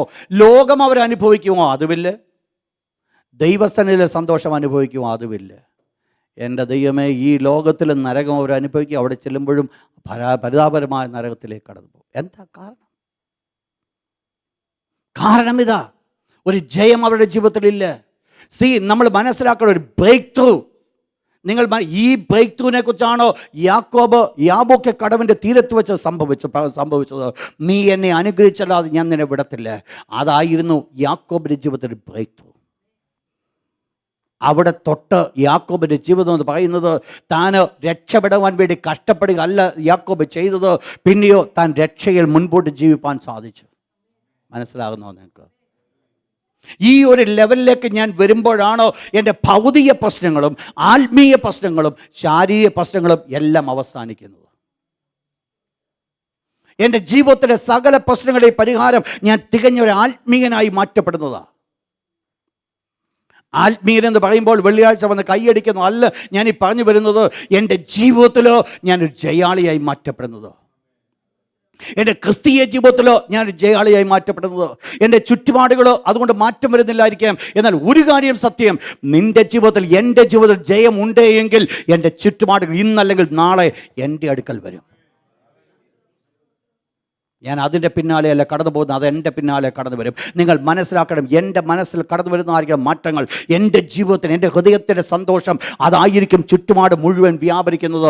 നിങ്ങൾ മനസ്സിലാക്കണം, സന്തോഷം എൻ്റെ ഉള്ളിൽ ഉണ്ടെങ്കിൽ എൻ്റെ ചുറ്റുപാടുകൾ മുഴുവൻ എനിക്ക് അനുഗ്രഹമായിരിക്കും. ദൈവ പൈതൽ, അതുകൊണ്ടാണ് നമുക്ക് ഈ പുതുവർഷം ദൈവം ഒരു വാഗ്ദത്തം തന്നത്. യഹോവയിൽ തന്നെ രസിച്ചുകൊള്ളുക, അവൻ നിൻ്റെ ഹൃദയത്തിലെ ആഗ്രഹം നിനക്ക് നൽകി തരും. ദൈവസന്നിധിയിൽ സന്തോഷിക്കാതെ, ദൈവസന്നിധിയിൽ ആനന്ദിക്കാതെ ദൈവത്തിൻ്റെ അവസ്ഥയിൽ, ദൈവത്തിൻ്റെ അനുഗ്രഹത്തിലേക്ക് കടന്നു വരുവാൻ സാധ്യമല്ല. നമ്മൾ പലപ്പോഴും നമ്മൾ ചിന്തിക്കേണ്ട കാര്യമില്ല ഇതിൽ നിന്ന് ജയമെടുക്കാൻ. നിങ്ങളൊന്ന് മനസ്സിലാക്കുക, ഒരു തികഞ്ഞ ആത്മീയനായിട്ട് ജീവിക്കാൻ ഒരു സ്റ്റെപ്പ്, ഒരു ആത്മീയനായിട്ട് മാറുക. ദൈവശക്തി നിങ്ങൾ പ്രാപിക്കുക, ദൈവത്തിൻ്റെ കൃപ നീ പ്രാപിക്കുക, ദൈവത്തിൻ്റെ പാതപെടുന്ന സമയങ്ങൾ ചെലവഴിച്ച് നീ പ്രാർത്ഥിക്കുക. നിങ്ങൾ നോക്കുക, ദൈവം ശ്രേഷ്ഠമായിട്ട് ജീവിതത്തെ നയിക്കുന്നത് കാണുവാൻ സാധിക്കും. അത് വരാത്തിടത്തോളം കാലം ഇതിൻ്റെ രണ്ടിനെ പിന്നിൽ വലിച്ചുകൊണ്ടിരിക്കും, അങ്ങോട്ടും ഇങ്ങോട്ടും വലിച്ചു നിൽക്കും. അവസാനം ആൾക്കാർക്ക് ശക്തി എന്നറിയാമോ? ദുഷ്ടപിശാചിന്. ജഡം എൻ്റെ മേൽ അധികാരം ഏറ്റെടുക്കുവാനായിട്ട് ഇടയായിത്തീരും. ഇന്ന് രാത്രി ദൈവത്തിൻ്റെ മക്കളോട് ഞാൻ ഓർപ്പിക്കട്ടെ, ജഡമല്ല എൻ്റെ മേൽ അധികാരം ഏറ്റെടുക്കേണ്ടത്, ഞാൻ ആത്മീയനായിത്തീരുക, ഒരു തികഞ്ഞ ആത്മീയനായിട്ട് ജീവിക്കുക. ഒന്ന് നിങ്ങൾ മനസ്സിലാക്കുക, ഈ ലോകം എനിക്ക് വേണ്ട, ലോകത്തിലെ സന്തോഷം എനിക്ക് വേണ്ട, എനിക്ക് ദൈവത്തിലെ സന്തോഷം മതി. എന്നിട്ട് അതിനനുസരമായി ദൈവസന്നിധാനം സമയം ചെലവഴിക്കുക. എത്രമാത്രം സന്തോഷം നിങ്ങളുടെ ഉള്ളിൽ കാണുമെന്ന് മനസ്സിലാക്കുവാൻ സാധിക്കും. ഒന്നാമത്തെ വിഷയം എന്താ ദൈവം എക്സ്പെക്റ്റ് ചെയ്യുന്നത്? ഒന്നാമത്തെ വിഷയം ഡിലിജൻ്റ് ആയിരിക്കണം. രണ്ടാമത് എന്ത് വേണം? ഫെയ്ത്ത്, വിശ്വാസം. വായിച്ചോട്ടെ 12ാമത്തെ വാക്യം, വേഴ്സ് 12. വിശ്വാസം. യെസ്, വാഗ്ദത്തങ്ങളെ പ്രാപിക്കുന്നവരുടെ അനുകാരികളായിത്തീരും എന്ന് പറഞ്ഞാൽ മുൻപിൽ ഒരു കൂട്ടം വലിയ ആൾക്കാർ വാഗ്ദത്തങ്ങൾ പ്രാപിച്ചിട്ടുണ്ട്. അവരെ നോക്കിക്കൊണ്ട് ദൈവത്തിൻ്റെ ദാസൻ പറയുക, നിങ്ങൾ അവരുടെ അനുകാരിയായിത്തീരും. എന്താ വേണ്ടത്? 3 കാര്യം. 1 ഡിലിജൻസ്, 2 ഫെയ്ത്ത്, വാഗ്ദത്തം, 3 പേഷ്യൻസ്, ദീർഘക്ഷമ. ദൈവം വാഗ്ദത്തം തന്നു, ഇന്ന് തന്നില്ലെങ്കിൽ അതുകൊണ്ട് ഈ ദൈവം എന്തുകൊണ്ടാണ് തരാത്തതെന്ന് ചോദിക്കേണ്ട കാര്യമില്ല. ഹാവ് പേഷ്യൻസ്, ദീർഘക്ഷമ ദൈവവേദന ആവശ്യമാണ്. വേദപുസ്തകം ഇപ്രകാരം പറയുന്നു, പേഷ്യൻസ്, നിങ്ങൾ ക്ഷമ കൊണ്ട് നിങ്ങളുടെ പ്രാണനെ നേടും. ദൈവമക്കൾ രക്ഷിക്കപ്പെടണമെങ്കിൽ, ദൈവമക്കൾ കർത്താവിനെ എടുക്കപ്പെടണമെങ്കിൽ ഈ പേഷ്യൻസ് കൊണ്ട് മാത്രമേ സാധ്യമാകത്തുള്ളൂ. ക്ഷമ കൊണ്ട് മാത്രമേ സാധ്യമാകൂ. എന്ന് പറഞ്ഞാൽ ഞാൻ പറഞ്ഞു വരുവാൻ ആഗ്രഹിക്കുന്നത്, എടുത്തിയാടി കോപിക്കുന്നവരൊക്കെ അങ്ങ് സ്വർഗ്ഗത്തിൽ പോകാനായിട്ട് അല്പം ബുദ്ധിമുട്ടുണ്ടെന്നാണ്.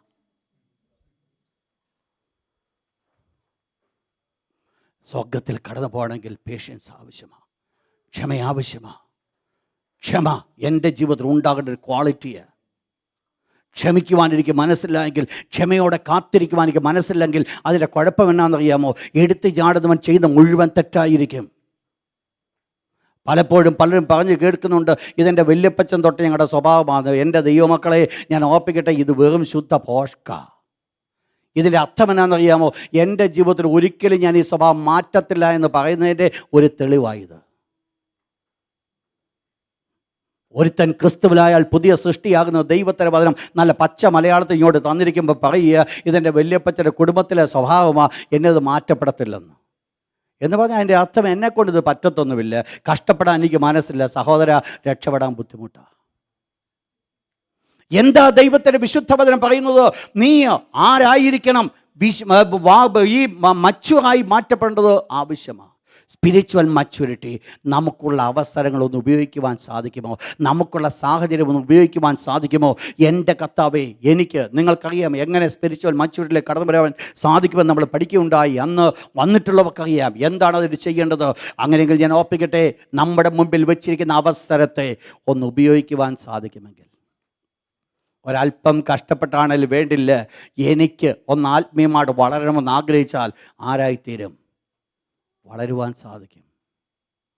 അതിന് ഒരു മനസ്സ് എൻ്റെ നിങ്ങളുടെ മുൻപിലുണ്ടാകും. നമുക്കെല്ലാവർക്കും നമ്മുടെ കണ്ണുകളെ അടയ്ക്കാം. എല്ലാവരും കർത്താവിൻ്റെ പരിശുദ്ധ മുഖത്തെ കണ്ണുകൾ തിരിച്ചാടി. ഇന്ന് രാത്രി ദൈവത്തിൻ്റെ വിശുദ്ധ വചനം നമ്മളെ പഠിപ്പിച്ചു, രക്ഷിക്കപ്പെട്ട ഒരു ദൈവ പൈതലാകുന്നുവെങ്കിൽ അവരുടെ ജീവിതത്തിൽ കാണാൻ 2 ക്വാളിറ്റി അവിടെ പറയപ്പെടുന്നത്. ദൈവത്തിന് വേണ്ടി പ്രവർത്തിക്കുന്നവരാകണം, 2 ദൈവമക്കളെ ശുശ്രൂഷിക്കുന്നവരാകണം. ശാന്തമായി ചിന്തിച്ചാട്ട് ഈ 2 ക്വാളിറ്റിയും എൻ്റെ ജീവിതത്തിൽ ഉണ്ടോ എന്ന് ചിന്തിച്ചാട്ട് നമ്മളെല്ലാവരും നമ്മുടെ ജീവിതത്തെ ശാന്തമായിട്ട് പരിശോധിച്ചാട്ട്, എൻ്റെ ജീവിതത്തിൽ ഈ സ്വഭാവങ്ങളുണ്ടോ? എൻ്റെ ജീവിതത്തിൽ ഈ അനുഭവങ്ങളുണ്ടോ? എൻ്റെ കർത്താവേ, ഹല്ലേലൂയ, ദൈവത്തിന് വേണ്ടി പ്രവർത്തിക്കുവാൻ ക്രിസ്തുവിൻ്റെ സ്നേഹം എന്നെ നിർബന്ധിക്കുന്നുവോ? എന്തെങ്കിലും ചടങ്ങ് പോലെ ഞാൻ ചെയ്യുന്നുവെന്നുള്ളതല്ല ഞാൻ ചൂണ്ടിക്കാണിക്കുവാൻ ആഗ്രഹിക്കുന്നത്. ക്രിസ്തുവിൻ്റെ സ്നേഹം എന്നെ നിർബന്ധിച്ച് എനിക്ക് എന്തെങ്കിലും ചെയ്യുവാൻ സാധിക്കുന്നുവോ? 2, ദൈവം നമ്മെക്കുറിച്ച് ആഗ്രഹിച്ചത് അതേ ശുശ്രൂഷിക്കുന്ന ഒരവസ്ഥ, മനോഭാവം നമുക്കുണ്ടാകണം. അതേ പ്രിയപ്പെട്ട, എന്താണ് വാഗ്ദത്തം പ്രാപിക്കാൻ ഉണ്ടാകേണ്ടത്? നമ്മുടെ സ്ലോത്ത്ഫുൾനെസ്സിനെ വിട്ടുകളഞ്ഞ്, നമ്മുടെ നെഗ്ലിയൻസിനെ വിട്ടുകളഞ്ഞിട്ട് 3 കാര്യം ഏറ്റെടുക്കണം. 1, ഉത്സാഹമുള്ളവരായി തീരണം. 2, വിശ്വാസം ഉണ്ടായിരിക്കണം. 3, പേഷ്യൻസ് ഉണ്ടായിരിക്കണം. അങ്ങനെയെങ്കിൽ എന്ത് സംഭവിക്കും? വാഗ്ദത്തത്തിന് ഞാൻ അനുകാരികളായി തീരും. വാഗ്ദത്തത്തിന്റെ അവകാശികൾക്ക് ഞാൻ അനുകാരിയായി തീരും. എന്ന് പറഞ്ഞാൽ പൂവന്മാരുടെ ജീവിതത്തിൽ ദൈവം വാഗ്ദത്തം കൊടുത്തത് അക്ഷരികമായിട്ട് അവരിൽ കൂടെ നിറവേറ്റപ്പെടുവാൻ കാരണമായിരുന്നത് അവർ വാഗ്ദത്തത്തെ കിട്ടിയിട്ട് തള്ളിക്കളയുന്നവരായിട്ടല്ല, വാഗ്ദത്തത്തെ കിട്ടിയിട്ട് അവർ ഉത്സാഹത്തോടെ മുൻപോട്ട് കടന്നുപോയി. അതേ, അത് ഒരു വിശ്വാസത്താൽ ഏറ്റെടുത്തു. 3, അത് ലഭിക്കുന്നത് വരെ അവർ കാത്തിരിക്കുവാനായിട്ട് കാരണമായി തീർന്നു. ഇന്ന് രാത്രി എത്ര പേർക്ക് ആ തീരുമാനമെടുക്കുവാൻ സാധിക്കും? എൻ്റെ കർത്താവ്, ഈ ദിവസങ്ങളിൽ എൻ്റെയും ജീവിതത്തിൽ വാഗ്ദത്തങ്ങൾ ഉണ്ട്. പലപ്പോഴും മുള്ള പറക്കാരെ പടർന്നു പിടിച്ച് കിടക്കുക. എൻ്റെ കർത്താവ്, ഈ ദിവസങ്ങൾ ഞാൻ മനസ്സിലാക്കുന്നു. എൻ്റെ കർത്താവിൻ്റെ സ്ലോത്ത്ഫുൾനെസ് ആണ് ഞാൻ മനസ്സിലാക്കുന്നു. എന്നാൽ ഇന്ന് രാത്രി ഒരു തീരുമാനത്തിൽ ഞാൻ കടന്നു വരികയാണ്. എൻ്റെ മടിയെ ഞാൻ മാറ്റുകയാണ്, എൻ്റെ അലസതയെ ഞാൻ മാറ്റുകയാണ്, എൻ്റെ നെഗ്ലിയൻസിനെ ഞാൻ മാറ്റുകയാണ്. എൻ്റെ കർത്താവേ, എന്നെ നീ സഹായിക്കണമെന്ന് കർത്താവിനോട് പറഞ്ഞാട്ടെ. കർത്താവേ, ഞാനൊന്ന് ഉന്മേഷത്തോട് ഞാൻ എഴുന്നേൽക്കുവാൻ പോകുകയാണ്, ഉന്മേഷത്തോട് ഞാൻ എഴുന്നേൽക്കുവാൻ പോകുകയാണ്. അതേ കർത്താവ്, ഉത്സാഹത്തോട് ഞാൻ എഴുന്നേൽക്കുവാൻ പോകുകയാണ്. ഹല്ലേലൂയ, ഞാനൊന്ന് എഴുന്നേൽക്കുവാൻ പോകുകയാണ്. എൻ്റെ ജീവിതത്തിൽ എനിക്ക് ചിലത് പ്രാപിച്ചെടുക്കണം, എൻ്റെ ജീവിതത്തിൽ ചിലത് എനിക്ക് വെട്ടിപ്പിടിച്ചെടുക്കണം.